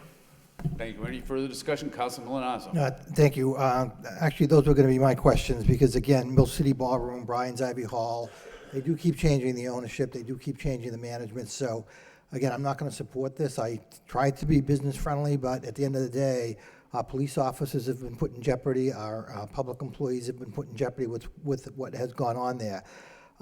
So again, I'm not going to support this. Maybe we can get some more information from the city manager and delay this maybe till the next meeting. But if it goes tonight, I'm not even going to make a motion to delay it, because I really don't support it. Okay, any further discussion? Roll call. Council Milonazo. No. Council Rourke. Council Samaras. No. Council Belanger. Yes. Council Elliott. No. Mayor Kennedy. No. Council Leahy. No. Council Leary. Yes. Council Mercia. I seconded for discussion. No. Motion fails. The next item before us is a vote authorizing the manager to execute a license agreement with Community Teamwork Incorporated for an overhanging sign at 165 Merrimack Street. Do we have a motion approved by Council? I'd just like to, Mr. Mayor, for the record, I'd just like to disclose that I'm a member of the Board of CTI. Okay. Do we have a motion approved by Council Leary? I'd just like to, for the record, I'm a board member of CTI as well. Okay. Board number 3. Okay. Do we have a motion to approve? Motion approved by Council Milonazo, second by Council Leahy. Discussion, roll call. Council Milonazo. Yes. Council Rourke. Council Samaras. Yes. Council Belanger. Yes. Council Elliott. Yes. Mayor Kennedy. Yes. Council Leahy. Yes. Council Leary. Yes. Council Mercia. Yes. 8 yeas. Next, under petitions, we have 4 property claims. The Chair would entertain a motion to refer to the Law Department for report and recommendation. All 4 property claims by Council Leary, seconded by Council Milonazo. Discussion. All in favor, all opposed, so voted. Next, council motions. The first motion is by Council Elliott requesting the city manager report on the status of the zoning amendments relative to marijuana cultivation and distribution. Do we have a second of the motion by Council Milonazo? Council Elliott. I know that I filed a motion a while ago, Mr. Manager, and perhaps it's part of the bundle or the 13 pages of zoning regulations or amendments that are forthcoming, but knowing, and we've been working with the neighborhood, the zoning committee has met, and they've been doing, yeoman's work, but I'm just curious, knowing that the legislature finally did act after the ballot question, what implication does it have? Some communities are banning them, some communities are maybe holding special elections or going through town meetings, and I think it'd be good to get an update on, I should have included it if there's no objection, exactly what the law is, what it states, how does it affect municipalities, and what authority and what delegated authority do municipalities have when it comes to the sale of marijuana. I mean, certainly, downtown is, in my opinion, which is close proximity to the high school, is not the place to be having a retail pot distribution. Certainly, the impact that we have tourists coming in and out of the city. That's part of our economic development. So. And as well as the neighborhoods. I mean, we have lots of neighborhood schools. So I don't know what the parameters are, but that's the motion and a more request for information. Thank you. Any further discussion on the motion? All in favor of the motion, all opposed, so voted. The next motion is by Council Elliott. Request that the city manager report on the process of bidding of school bus contract and provide a report on initiating busing of Lowell High students this year and next year. Do we have a second of the motion by Councilor Mercer? Councilor Elliott. Thank you. This year, perhaps, is not the right language. I mean, here we are. I understand school is 3 weeks away, 3 weeks away. The kids don't want to hear that. But so maybe I'll strike that this year. But certainly next year, there's been lots of discussion for the last 5 or 6 months about busing and busing high school students. I personally think that we should be anyway, and we should have been. Even when my oldest daughter went to school, I never really understood it, but we just paid the fee and she took the LRTA. That being said, I would like to know, well, let me go back to the first portion. We did get information on the bid process, and perhaps, Mr. Manager, we put it out to bid, and we came back with only 1 bid again. Is there something else that we can do to make it more competitive? If you have, I just look at, here we go, Comcast, again, we only have 1 bidder, and it's like they have a monopoly on the city. Is there something that can be included with that, or is it the location of the buses? And certainly the $150,000 that comes with excise taxes with that. Is there something that can be more competitive, and how did the number go from the first bid up and then back down? I know 30B you can do some negotiating, but could you answer that first question, and then we'll get to the busing? Actually, the figure was more like 70,000. I don't know where they got the 150. It was more like 70,000 For for the excise tax? Yes. Okay. Yeah. So the good news is that we rebid this contract, and although it came in like 134,000 higher, is that the purchasing agent has negotiated it down back to the original figure that the first bid was. So that's good news. It's not going to be higher than it was as originally reported. Yeah, we can look into seeing whether we can incentivize a future bus contract. My experience has been that this is the problem, is that certain companies have monopolies in certain areas. So, but we certainly will look into trying to make it more competitive in the future. Okay, good. I don't know if there's any other questions on this before I move on to the next issue. On this motion? Well, particularly on this bid. If there are other questions on this, I'd like to get into the next phase, which is the high school. Yeah, I just had a question. I support the motion from Council Elliott, but the excise tax just said was 70,000. Would it be cheaper to actually not house the buses in the city of Lowell? Would you actually save more money by not doing that? I guess that's part of when I started thinking about why only 1 bid, even the second time around. Obviously, you're saying some areas have monopolies, but have we looked at like the entire scope? For example, we house the buses in the city of Lowell, and it seems like a great idea because you're getting an excise tax, which is $70,000. But if we opened it up, say they located them in, I don't know, wherever, and you saved, I don't know, $500,000, wouldn't that be better? I mean, I don't know if that would actually occur, but have we taken a look at that? And again, I've been on the school committee. It's a challenge because we need a lot of buses. They're expensive. We always were lucky in locking in the gas rates when fuel prices were very high, so we did a lot of creative things with it, did a lot of creative things in minimizing the uses of buses, giving the law or the agreements that we were under. But some of the things, if we look at it differently in terms of, yeah, it's pretty cool we get $70,000 in excise taxes, but if we freed up some space for buses, maybe it would actually save us more money. I don't know, but I think next time we go around, taking a look at, that's just one area, looking at that differently, maybe there's other competition. Maybe there's a bus company in Dracut, I really don't know, that would have done it for $1 million cheaper, but they couldn't warehouse them in the city of Lowell, and we were penny wise, pound foolish. I just don't know that, but I think as we get into the contract, looking at that might be something of benefit. And I do support the motion from Councilor Elliott. I think it's, you know, you're making kids pay to go on buses right now in the LRTA. Not a good thing. If I could, Councilor, we bid the bus contract twice this year, and the second time it was bid without the requirement Okay, that, I didn't know that that, they but- be housed in Lowell. Okay. And also, the second time it was bid, the buses the first time had to be no older than 3 years old. Yeah. That was extended to 5 years in order to try to attract more bidders. And then the third thing that I think that was done is to divide the city up into 2 zones, which would then allow for smaller bus companies to participate or to compete. But it's still just, there still didn't was happen just then. one bid, and it was the same bid from the same company. And there are other communities like Worcester and Lawrence and many others where they're only getting one bid. No, from that's, their you know, bus company. you've answered my question. It's very informative. That's just things I was thinking about, but that makes sense then. At least you looked at that, and that's a positive. Thank you. Any further discussion? Council Samaras. Thank you. I too will support the motion. I mean, regarding the bidding, I mean, something has to be done in that regard. But Councilor Elliott's correct. There, to my knowledge, there has not been in at least 40 years, 50 years, any willingness to look at paying for busing for students at Lowell High School. So I think he's to be commended. I think this is something that has to be looked into. It should have been looked into a long time ago.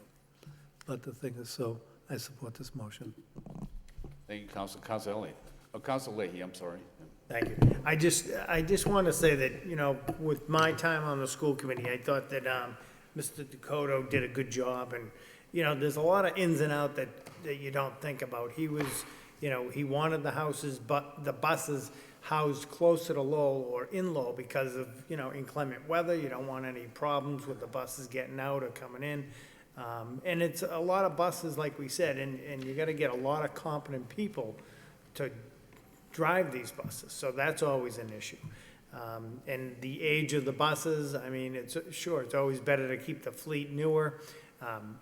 You don't have any type of mechanical problem, so I thought, you know, he did a good job overall. I was sorry to see him go, but he was very thorough in his work that he did for the city, so it's just a difficult thing, you know, it's a big contract and not a lot of people want a big contract. You'd rather have a couple of smaller ones, it's just easy to manage or whatever. So it's not an easy thing to fulfill a bus contract for a city like Lowell or any size that's same size as Lowell or larger. So I just want to say that this isn't always as easy of a task as it seems. So I think, you know, we'll deal with it as we come and do that. The second part of the motion, I just wanted to say that, you know, I'll look forward to the response. I'm just concerned that we just never have enough money in the school system for teachers, paraprofessionals, books, different class studies that we want. So transportation has always been probably at the bottom of the list, you know, to get the kids to school. They seem to manage it. So I'd be willing to take a look at the report, but I don't want anything in the school system to suffer. And, you know, we gotta face the facts that, you know, we need technology, we need the books, we need the teachers, we need the staff, so we just have to weigh this all out in the end. Thank you. Thank you, Council Mercy. Thank you, Mr. Mayor. When you think about busing, you think about children that live in Pawtucketville that are being bused across the city and vice versa all over. I believe we're still probably under a consent decree, but are we ever going to talk to someone in the know to see if maybe we have integrated in neighborhoods alone? Is it possible that maybe we don't need to bus so many children and we could let children go to their neighborhood schools? Have we looked into that? You know, there must be someone we could talk to say, where are we with this issue? That I think neighborhoods are pretty well integrated now, where children could go into their same neighborhood schools. So that would cut down on the busing. Did we ever look into that possibility or explore that avenue? Having said that, I'm wondering if we figure out how many people need bus passes. Is it cheaper to get the students bus passes, or is it that the LRTA could bring them to school, you know, on their bus route or whatever, plus the fact that kids can stay in their own neighborhood schools? Right then and there might save a heck of a lot of money. It's only a thought, but are we, just trying to discover what we could do? Try to find a way to save a buck and make everybody happy at the same time. I don't know, that's just... That's what we do all the time, right, Council? Try to save a buck and make everybody happy at the same time. Council Milonazo? Speaking of making everybody happy at the same time, I agree with Council Mercia. I think that the idea of looking at the neighborhood school does make sense, especially if we're spending $3.6 million on busing. And regarding the other half of the motion on Lowell High School, the idea of doing passes with the LRTA, whether or not they offer discounts. I don't know if they offer discounts to students at Lowell High School right now. I can tell you that I'm concerned that in 3 or 4 years, the LRTA might not exist anymore if the students aren't in downtown. I don't see anybody on the buses during the day. I just see them there in the morning and late afternoon. So I think it's something to look at, the neighborhood school issue. Just on a point of clarification, when the bid was actually put out, I know that the business agent or the assistant superintendent for finance for the school department seemed to be talking a lot about the school bidding and the contract, but yet Michael Vaughn, our purchasing agent, appeared to negotiate with the NTR bus company. So is it a school negotiation or is it a city negotiation? I guess as a point of clarification. Mr. Manager. It's a city negotiation. Okay. And so he was able, the school department runs the runs the bidding and the transportation. But when it gets to implementing the contracts, the purchasing agent is the one that bids them, and then he's able to negotiate afterwards, and that's what he did with this one. Okay. And I think it was mentioned earlier that school starts in 3 weeks, so there's not too much wiggle room for us to now say we're going to either go back out or try to continue to negotiate, because we obviously need the buses to start. But again, the idea of the neighborhood school is really something that I agree with and should be looked at. Thank you. Council Leahy. Very quickly, I just want to add that that's one of the things that Mr. Dakota did look at year after year after year. So you can be rest assured that if he had 45 buses and the next year he only needed 43, he went to 43. If he needed 44, he went to 44, and so on. He went back and forth year to year. So he did do a good job, a great job at managing the buses. Thank you, Council Leary. Just two, and I think that back to the neighborhood schools, one of the things he looked at was the consent decree, and we're working with Christine O'Connor on that.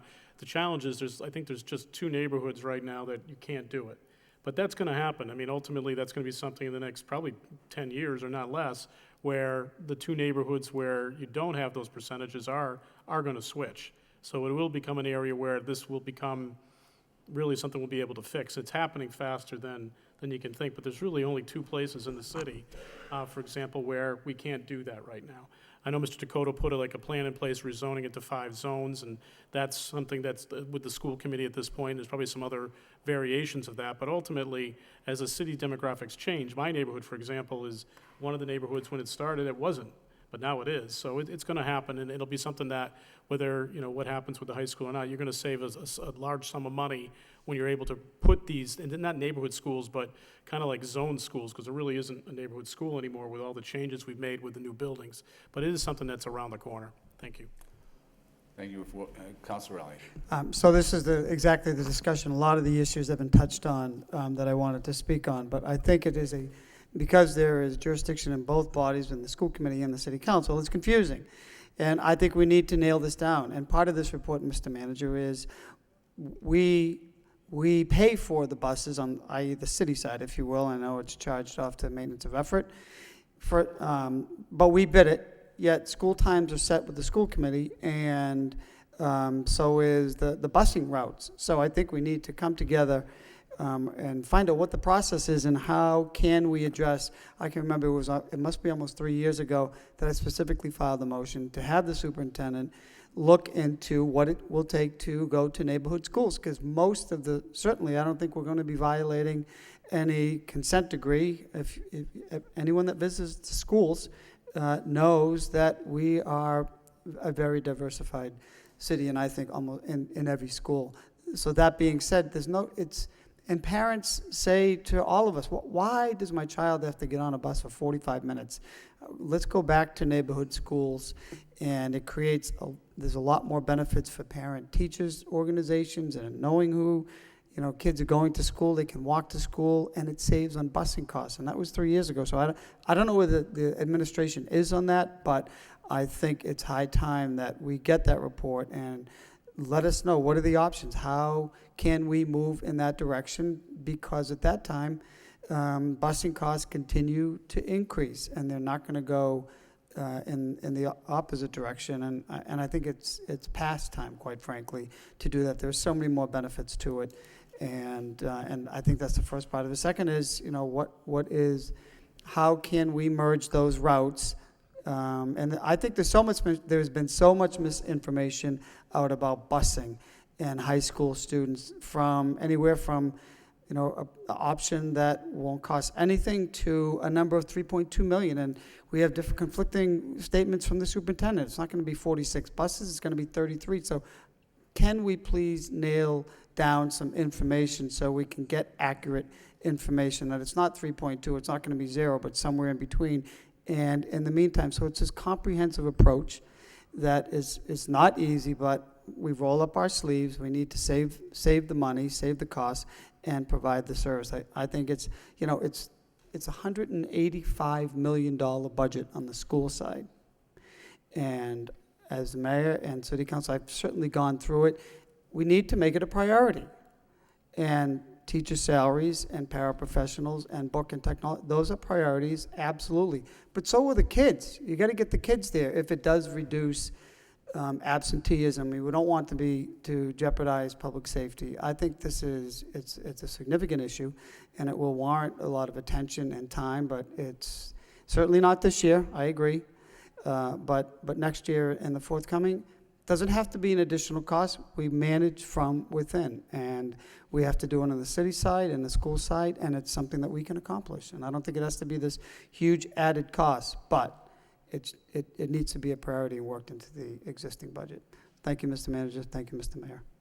Thank you. Any further discussion on the motion? If not, all in favor of the motion, all opposed, so voted. The next motion is by Councilor Samaras. Request that the city manager provide information from Comcast as to charges for services in Lowell versus comparable charges for services in surrounding communities. Second by Councilor Milonazo. Councilor Samaras. Thank you, Mayor Kennedy. Mr. Manager, I think every city council over the years has brought in some type of motion to ask Verizon to come into the city of Lowell to be competitive with Comcast to help lower the rates. And I think we've talked to many of the management people of Verizon, and I think it's painfully obvious they have no intention of coming into this city.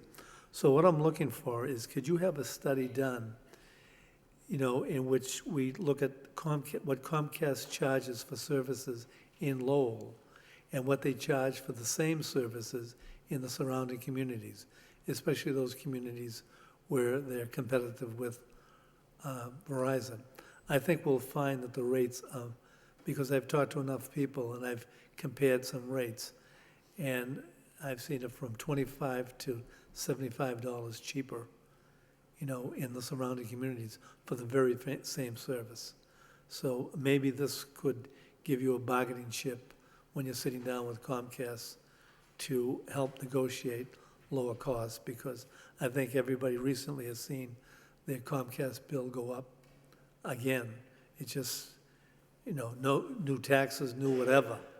But the thing is, I think something has to be done, and I'm just asking if that's possible to help you negotiate. Thank you. Thank you. Any further discussion on the motion? If not, all in favor, all opposed, so voted. The next motion is by Council Milonazo.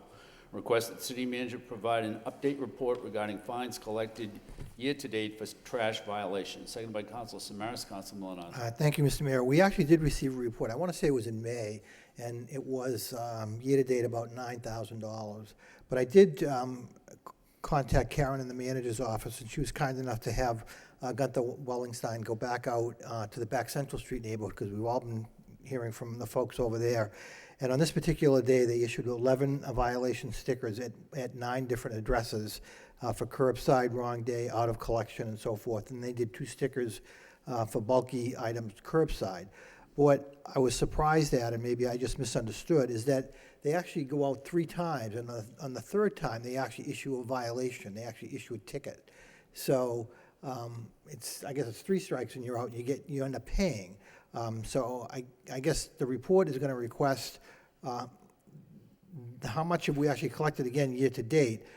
But the fact that we do 3 strikes and you're out, is that because of our city ordinance, or can we actually give a fine the day we go out and see problems, I guess is my question. I thought we changed it to, I remember it was 3 strikes. I said, no, it's only 1 strike. I'll check on that, though, but I think we reduced it to 1 strike. Okay. But we'll give you a report. It's pretty good, because this will give us, because what we did is we ramped up the program, the fines, after the last report. Right. So this is a good time to judge what we've done since the last report to today, Okay. and then what the process is to get an actual violation. Okay, great. Okay, that's all I'm looking for. Thank you. Okay, any further discussion on the motion? If not, all in favor of the motion, all opposed, so voted. The last motion of the evening is my motion, and Council Rourke is not here, so the most senior member of the city council should assume the podium, and that would be Councilor Mercia.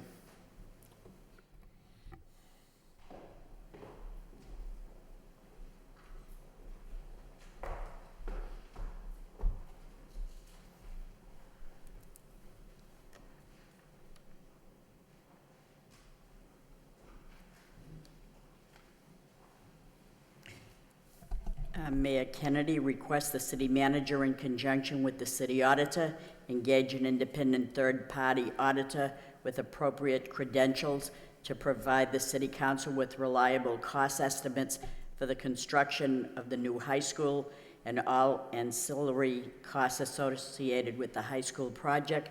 Seconded by Councilor Milonazo. Mr. Mayor.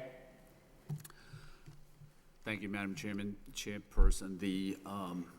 The reason for this motion is I have lost confidence in the cost estimates that come forth from Skanska and Perkins Eastman, and I think I'm not the only person on the city council that has. It was just a few weeks ago, many of the members of the city council will remember that there was a $10 million mistake on one of the estimates, and there's been a whole myriad of misinformation. 2 weeks ago, Mr. Manager, you were at the meeting in Boston, as was I, with the MSBA, when one of the board members of the MSBA pointed out that that option 5 has but 1 elevator, that it's a 5-story building that's going to have roughly 4,000 people in the building every day, and yet it just has 1 elevator. And the response from Skanska or from Perkins Eastman was, well, we didn't mean to put 1 elevator in, we're actually going to put 3 elevator banks in, which will then change the cost estimate. And I think that, we've reached a point, and I think many members of the city council have asked for the information on what the different costs will be. But I think that every member of the city council has a right to know what the cost estimates are, and reliable cost estimates. And I think the taxpayers have a right to know just what this project is going to cost. And so rather than to rely on cost estimates from Skanska or Perkins Eastman, which have been off the dime quite a bit. I am requesting that we seek a third party, an independent third party auditor to provide us with reliable cost estimates. And that's all. I think it's a pretty simple request, and I think it's something that the city council deserves, and it's something that the taxpayers in the city deserve. Thank you. Councilor Samaras? Thank you. No, I support the motion because since the inception of this program or the high school, I've questioned, a number of the changes in prices that have been made by Skanska. And I asked Mr. Manager for you to vet out with your staff so we could get a clearer picture of what the actual costs are. And it's really not your responsibility. Your responsibility is to help make the final decision. So if we can have, whether you call it an auditor or something, someone, some group, to look at what Skanska gives us, or Perkins Eastman gives us. I know the prices that they give right now are projected prices. They're not the construction company, and they give projected prices. But since the first day that they started giving the prices, some of the changes have been unbelievable. The mayor stated the one that had shocked me, I questioned it several times.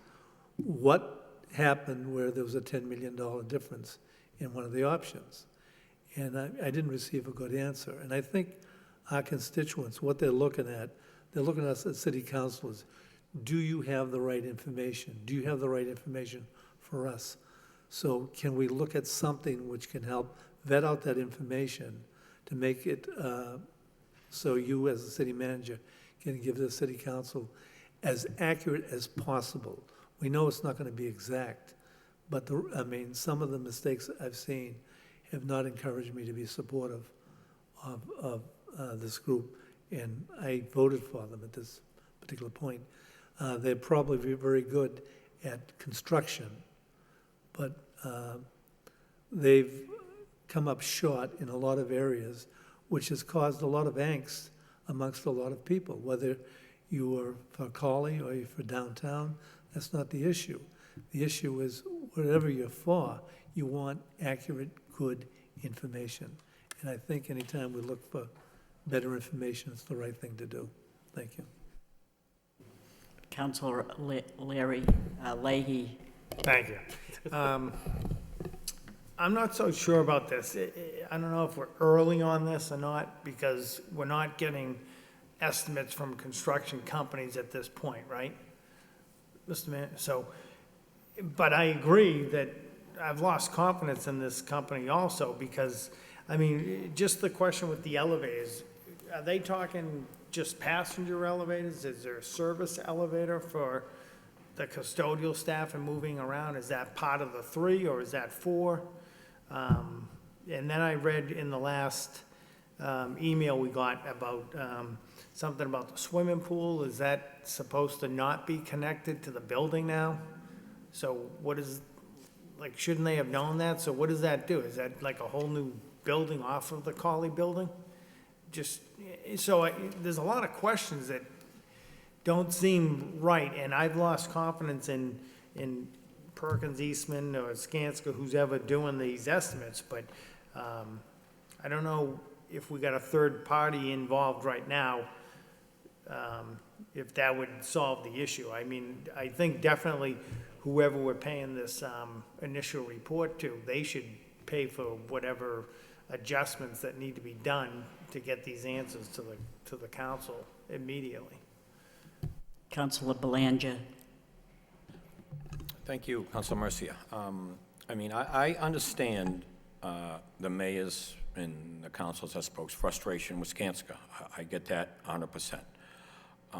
And they have not been exactly accurate in a lot of regards. But what I don't understand is that this, to me, sounds like a very, very costly proposition, what the mayor is asking for. It basically, it seems like it involves a schematic design and then actual cost estimate. When, in turn, the MSB votes in approximately 2 weeks from now. And if they in fact confirm the council's decision of the Colley site, the mayor's going to get his wish, okay? Then we begin with schematic design, then actual cost, and the council in the spring will approve the bond for the actual costs. So I don't understand why we don't wait a few weeks, wait to hear while the process is still not complete yet, wait to hear the MSBA's decision, and we still get the same result. What are we going to start another third? And then pay for that $500,000 schematic design and actual costs, and then pay for another one on the side?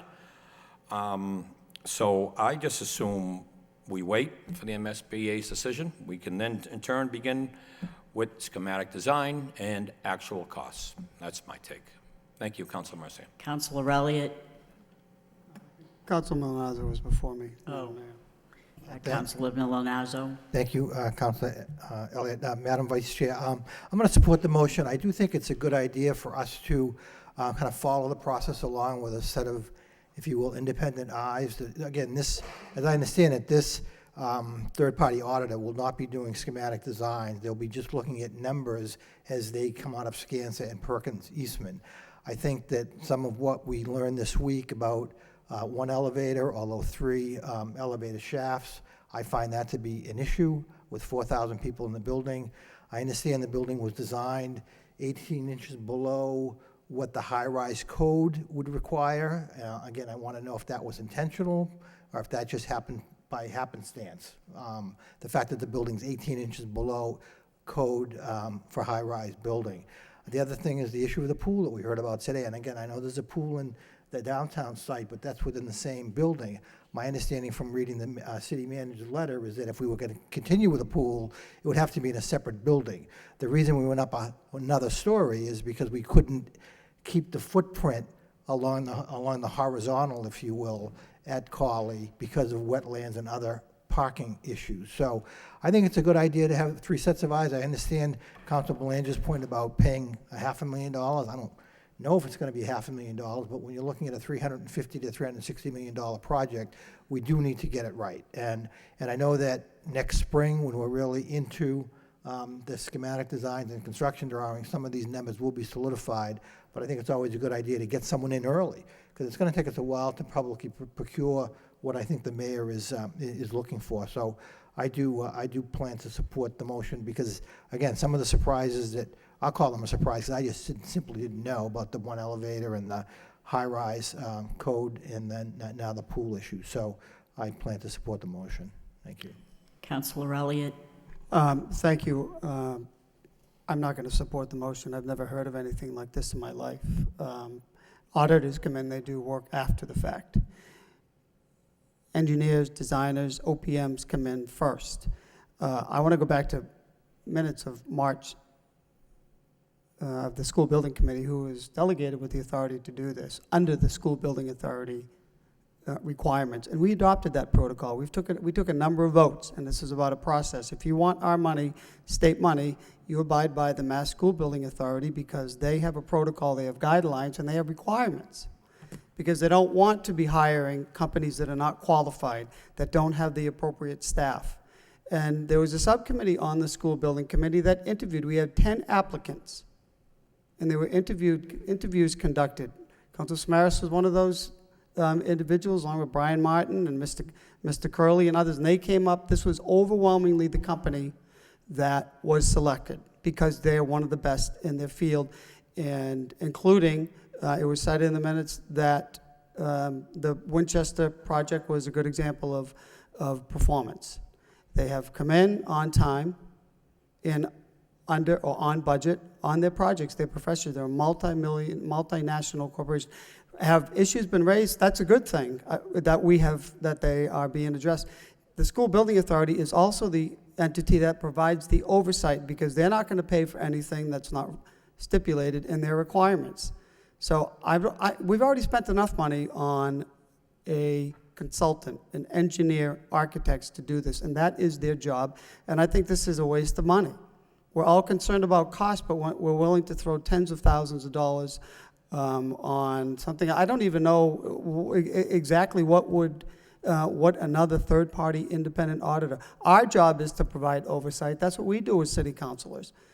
I mean, to me, this is just, another attempt to just, the decision has been made. It's time to move forward and to do our job, let the designers do their job, and similar to the Stocklosa School, similar to the Maury School that was just done, and then what we did, we hired an independent clerk of the works. That was our eyes, that was our ears before, during, and after the construction phase. So I'm not going to support this motion to spend more money when we're all concerned about cost. This is just going to. Lastly, the school building authority had to vote and approve Skanska. It's not like we can just pick one. So I've not lost confidence in Skanska. I think they've been extraordinary. I guess if you don't like the answers that you're getting, then you're going to find a reason to undermine them. But I don't think that. I think that they have done a very good job. And there have been issues raised on both sides, whether you're for the downtown or for Cawley, and we're working them out. But the decision has been made. We need to let them do their job, the money that we pay, that the taxpayers paid, and work on saving costs moving forward.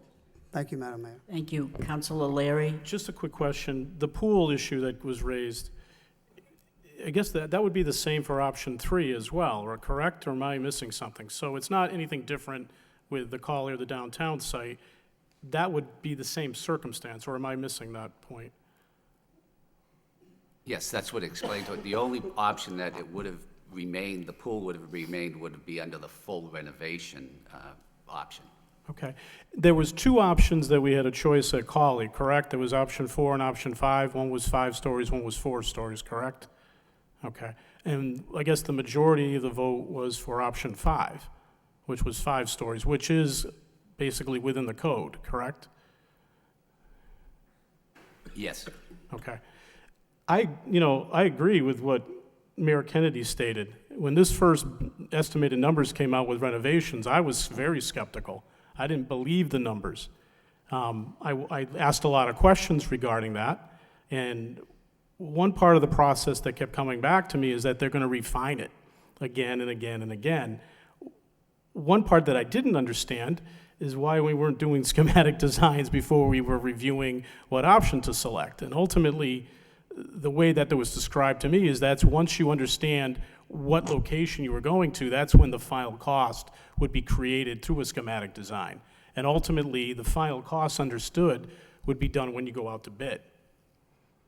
So when Mayor Kennedy says he's lost faith, I was very incredulous as well when I got the first numbers. I couldn't believe that a renovation would be actually less costly than, completely new building. That blew my mind. And then as we went through the refining of the numbers, the language articulated, I think they said a $10 million mistake. I looked at it as a $10 million correction of what should have been initially anyway. I guess this would have been good going earlier in terms of when we go through the process, having another party review it and take a look at it. But at this point, we've made a selection. We need to go to a schematic design so we could finite what these numbers are going to be. One of the things I always thought that we would do too is looking at maybe getting a bidder to actually work through the schematic design, look to see that there's a way to do it correctly and minimize any costs that are associated with it. This has been a challenging issue, and a lot of hard feelings are on both sides. It hasn't been an easy issue. I understand and respect what Mayor Kennedy's articulating, because I felt the same way through the whole process. I couldn't even believe the traffic report from Skanska. That was just simply unbelievable. It was one of the worst pieces of information I've seen in any standing government or in the private sector. It was bad. I think, however, at this point, as we know the numbers are tightening up because new construction is really having an opportunity to build new. When you're looking at a renovation, you are building part of it new, but a lot of it's like going through it and really rehabbing it. And it isn't easy. I respect folks who have a difference of opinion, because you're not wrong for thinking a different option. It's just a difference of opinion on it. I think the cost, if we look at it and work with outside sources, for example, we could reach out to Demoulas at this point and have a conversation going, what are you doing with the pieces of land that are abutting the property? Is that something that you're looking at for future growth, or is it something that we could look at to develop further park growth? We haven't done that because it wasn't the appropriate time. We haven't looked at the Holy Ghost Park in terms of looking at opportunities for parking, because they don't use that during the school days. It's something you could be working out to actually save and minimize cost. I'd like to support this because I like to have an olive branch out to the folks who didn't vote for the same option that I did. I just don't understand and see how that's going to actually help us do anything at this point when we need to really get the schematic design. I want to be convinced of that because I know at this point we need to have an olive branch reached out to kind of begin to work together. Because this is something I know every counselor here really wants to have happen, is have this project be a major success. I have faith that everybody believes that. I just don't know how that happens at this point in time, how that's going to be of any value. Thank you. Councilor Milanazzo. Thank you, Vice Chairwoman. I'm going to support this as I stated because, again, I'm not looking to derail anything, honestly. But when I hear our city manager say publicly that he's lost confidence in the OPM, in Skanska, in Perkins, is a concern that I have, and I think that other people have. So again, I think we should explore this motion. Again, it's going to have to go to the city manager, go to the city auditor. We'll get proposals back, and whether or not we go forward, we probably won't get proposals back much before the end of the month, and I think we're still on track to get this voted August 29th at 20, whatever the date is, 23rd, at the MSBA. So again, I'm not looking to derail anything. I'm just looking to get the correct information. And if I could, in response to Councilor Leary's motion about similar issues at Lowell High School site versus the Colley site regarding the pool, it is because we're not going to get reimbursed for the pool, but it's not because, from what I read from the manager's email, is that we have to do a separate building. We're doing a separate building downtown with the new athletic wing, and the pool will go in the new athletic wing. But based upon the fact that this is a tight site at Colley, that to me said there's going to be no pool. There's going to be no pool. Again, I could be wrong. I could be way off base. You're mentioning talking to the abutter about that. But again, that's not what this motion's about. This motion is about trying to kind of rebuild confidence in our OPM and to make sure that we are getting the correct figures. So again, like I said, I'm going to support the motion. It may not pass, but I think it does give our constituents the knowledge that we're trying to stay on top of this and we're trying to protect the taxpayer the best we can. Thank you. Councilor Leahy. That's why this is a little bit confusing, because what Councilor Milanazzo just described is what I pictured. The downtown site was different buildings. The Colley site was one building.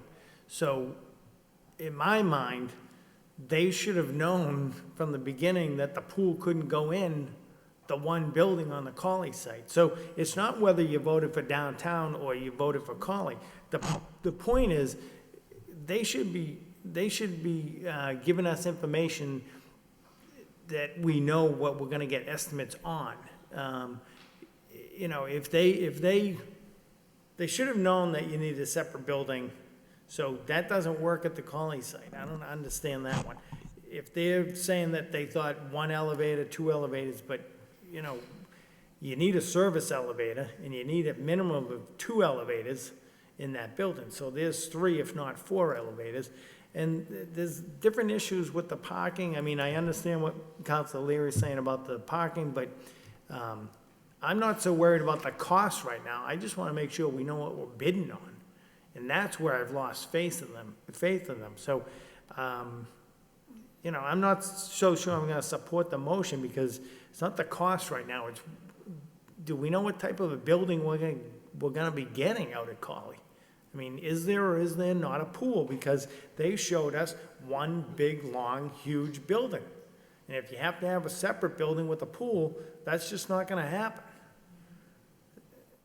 I mean, they need to almost come in at the next meeting and explain this to us. Councilor Samaras. Thank you, Vice Chair.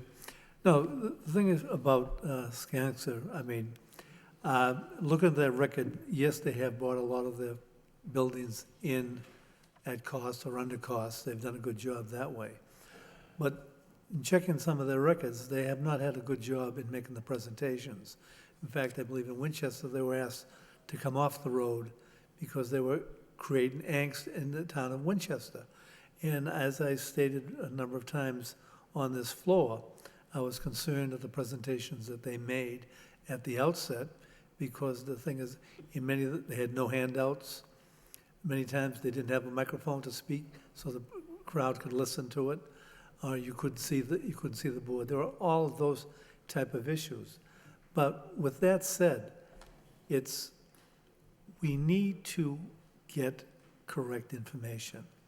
I've been at the meetings, I questioned, for example, on the issue of the elevator. We can talk one elevator, two elevators, three elevators, but the issue is that their answer as to why they didn't put in more elevators was poor. And the thing is, the presentations that they're making, I mean, you want to encourage people that you're trying to do the right thing. And the information that they've been creating is such that it just creates more problems, becomes more problematic. So whether you're for the downtown site or Cawley, we want good information. We want correct information. And we're talking about a lot of money here. Up to close to $400 million. So if we have to spend some money to get better answers, I don't think there's an issue there. Mayor Kennedy. Thank you, Madam Chairperson. That's the second time I've done that. First of all, my interpretation is that what the MSBA is telling us regarding the swimming pool is that they will not fund a project that has a swimming pool, period.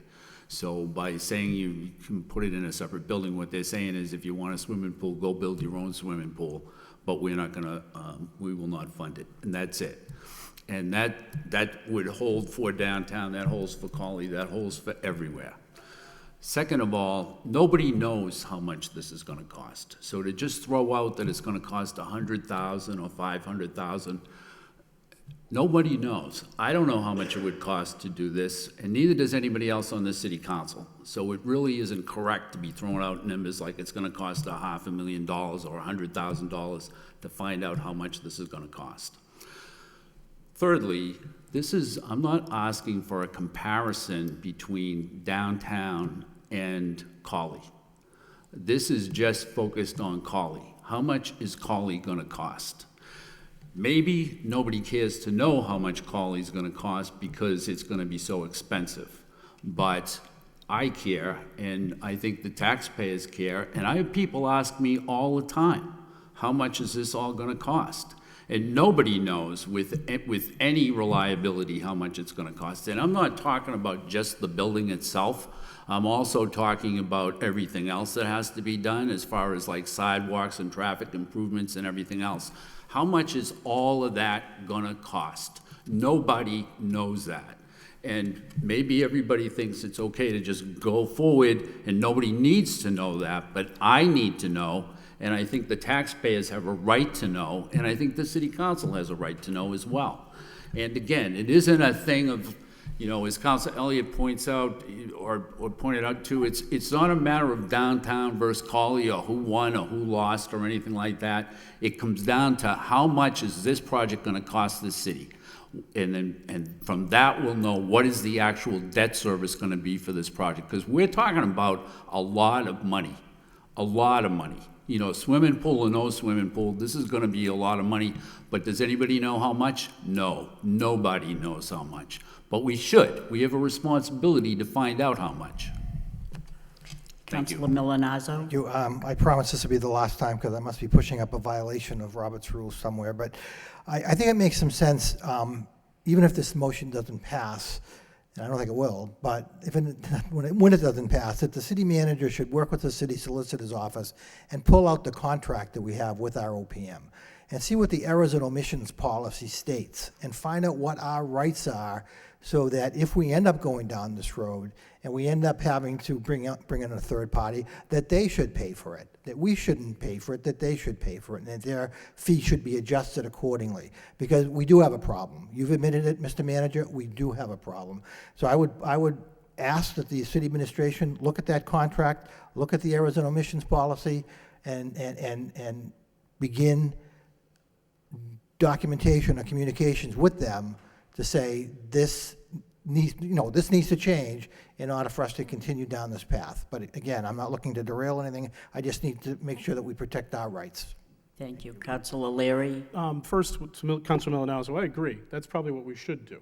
I think, and if you can make that as, and I'll make that as a substitute motion, I would support that, because that makes sense.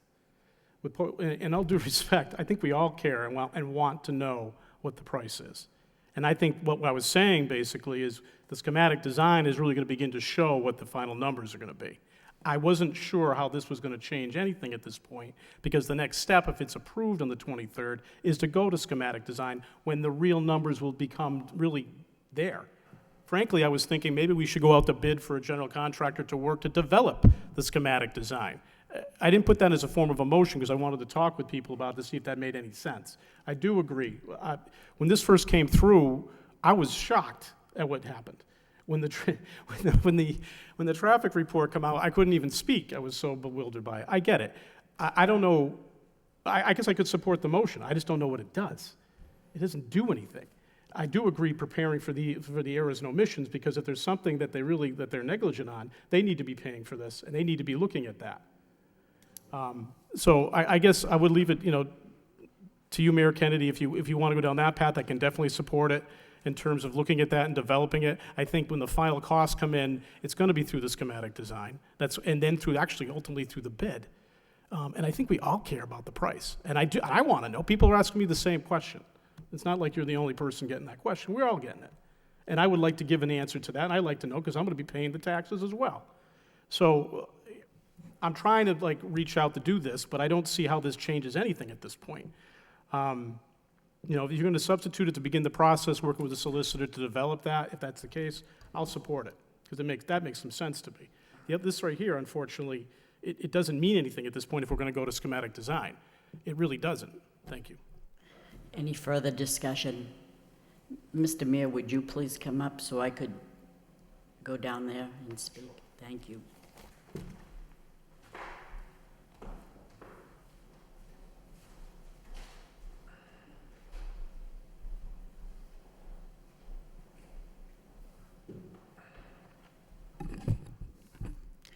Councilor Mercia. Yep, thank you, Mr. Mayor.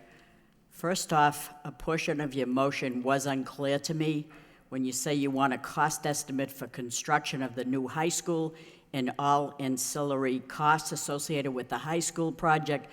I was going to ask you, were you referring to the cost of a new high school being at Collie alone, or the costs relating to Lowell High School downtown as well, in which you said that you're concerned about the cost at Collie, which to me is not really fair, because, well, we all know that there's a group that want to still pursue the downtown.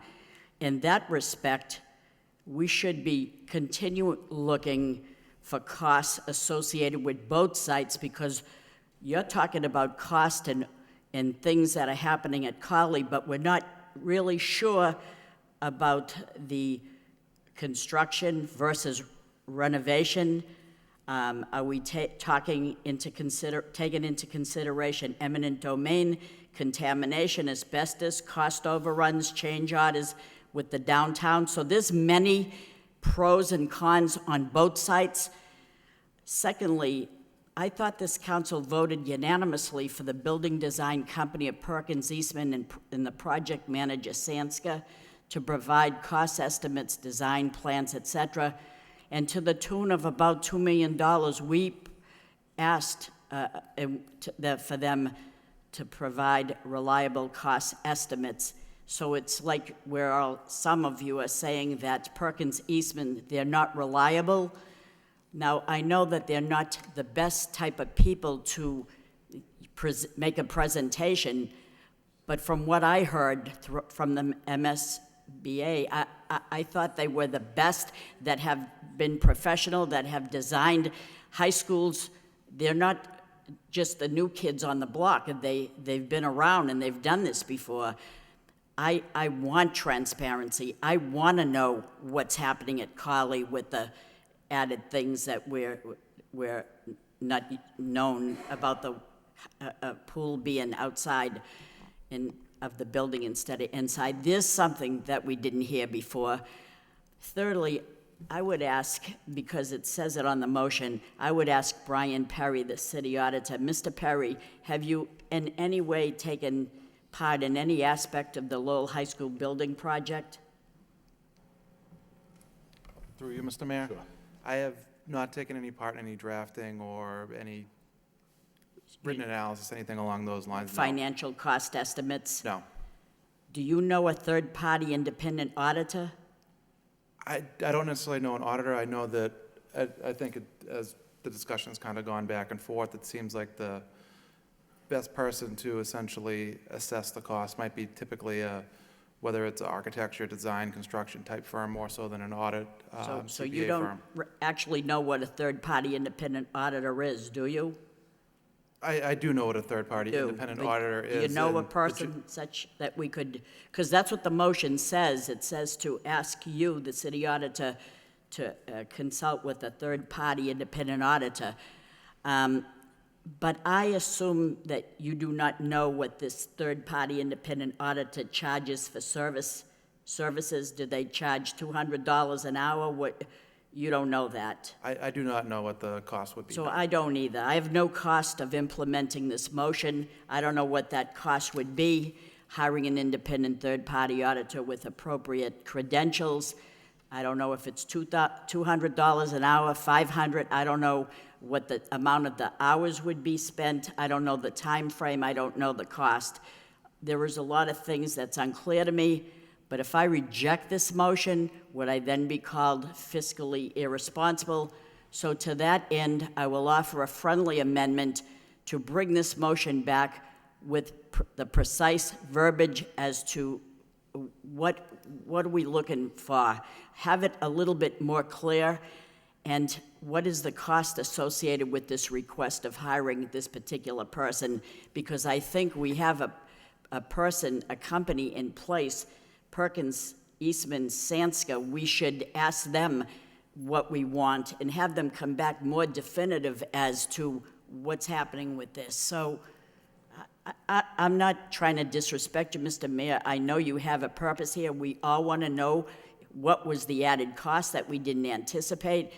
But I don't know that if I can support a motion without knowing another relatively costly amount in place. I don't know what the cost is, so I can't support something I don't know what the additional cost will be when we already have someone in place that should be doing it. And I think we can ask them, can you be more clear and specific with what you're giving to us? We hired them for that specific reason.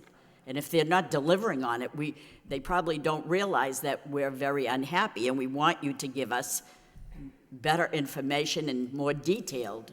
I don't know that they did that yet, so we can only ask. And so I think the motion is a little bit premature and not as defined, and that's my thoughts. Thank you, Counselor. Any further discussion on the motion? Counselor Elliott.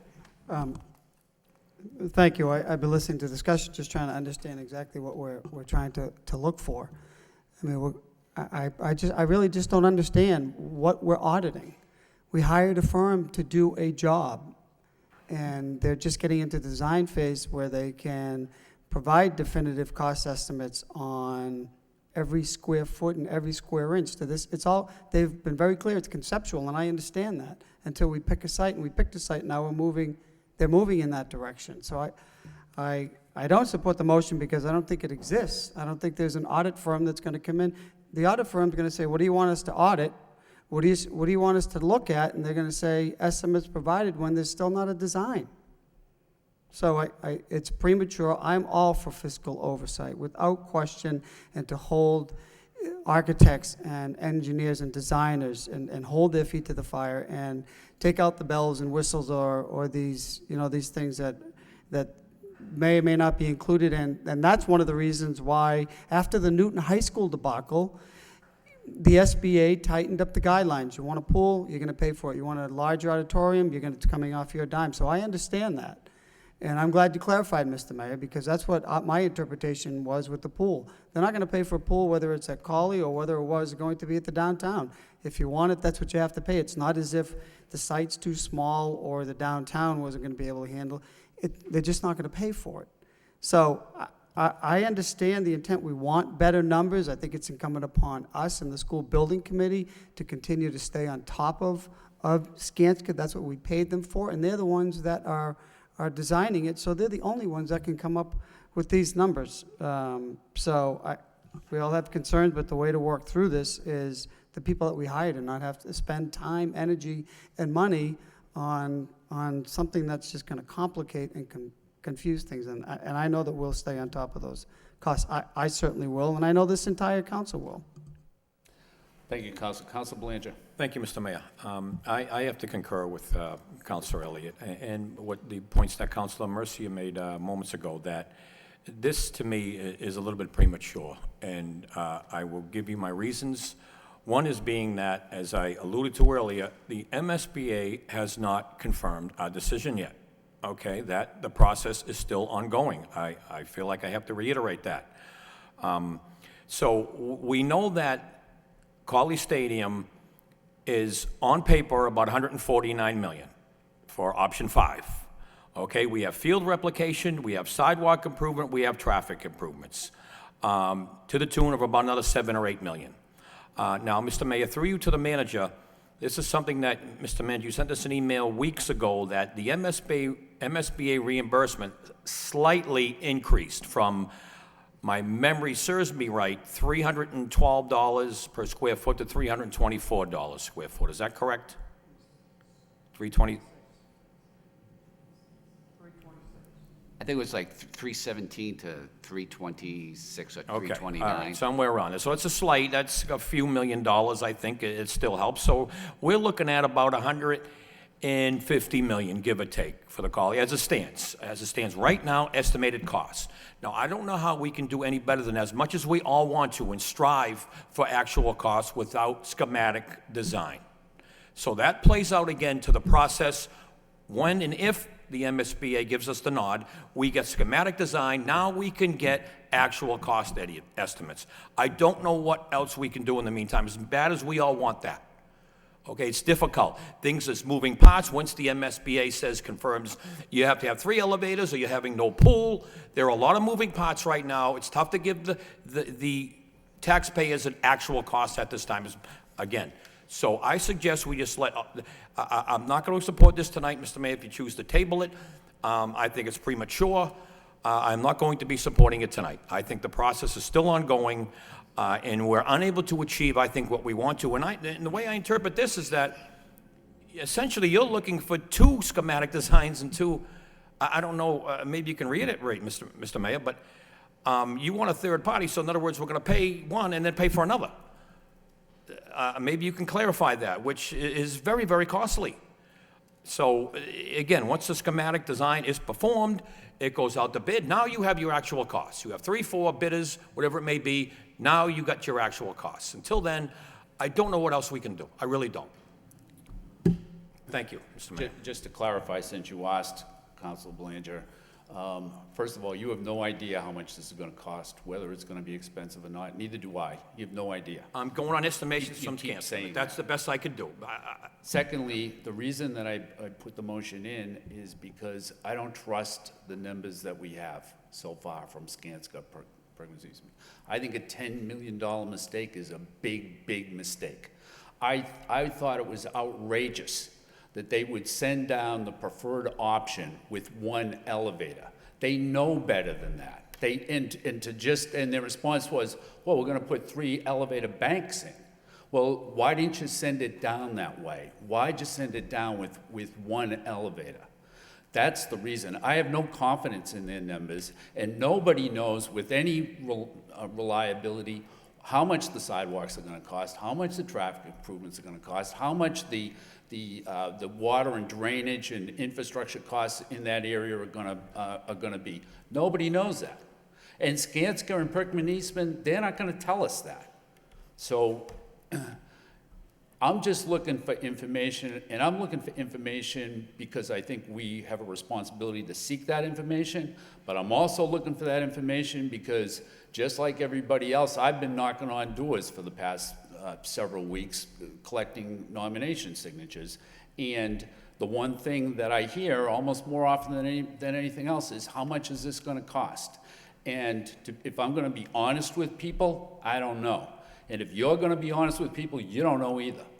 But what all this motion does is say, let's try to find out.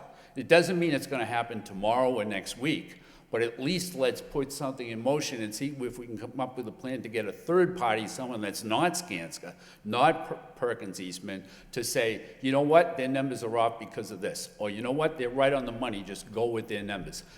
It's worth it to have that information and to have that assurance. And that's all that the motion was about. But if that concludes the discussion, I'll ask Councilor Lear. Just a quick question. So if we vote yes on this, what happens through you to the city manager? What do you do with this motion? You go out to find what it would cost to do this? I mean, what?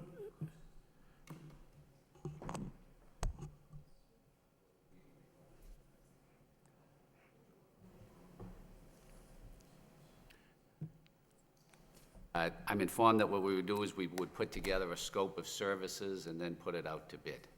Okay.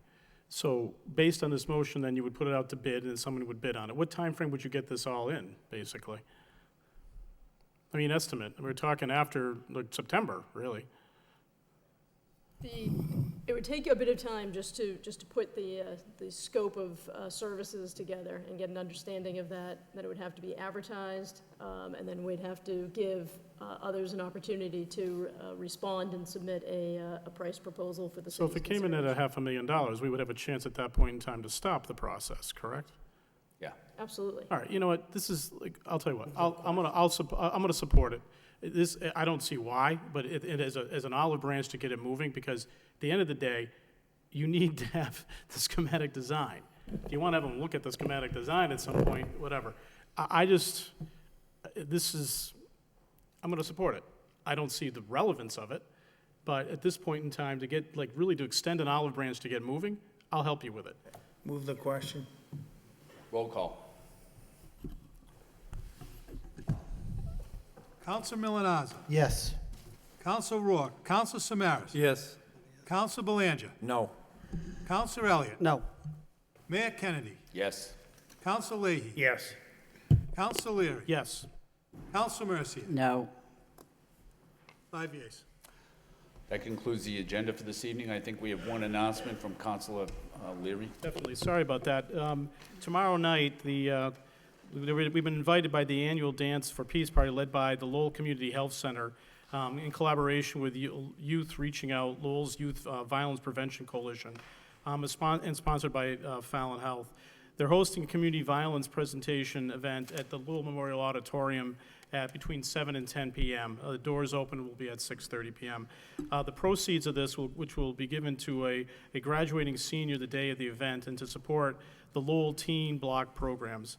So any amount, any gifts donation will help ensure a successful event. Thank you very much. Thank you. Council Mercia. Thank you, Mr. Mayor. I want to offer congratulations to the Spinners, former managers Drew and Joanne Weber, and the present owner Dave Heller, who had their sports venue named the best shot season ballpark in the country for 2017 by Ballpark Digest. LaLasha Park has proven to be the best venue to take in a game of professional baseball. This is much-deserved designation, for it offers great family entertainment at very reasonable prices. So I thought they deserved a recognition and congratulations. As do we, Councilor, because the ballpark's owned by the city of Lowell. So the city of Lowell deserves some congratulations for having a ballpark like that was voted #1 in the country. I don't like to toot my own horn, but I that's don't all mind it every once in a while. Any other announcements? If not, the chair would entertain a motion to adjourn. We have a motion to adjourn by Council Leahy, second by Council Leary. All in favor, all opposed, stand adjourned.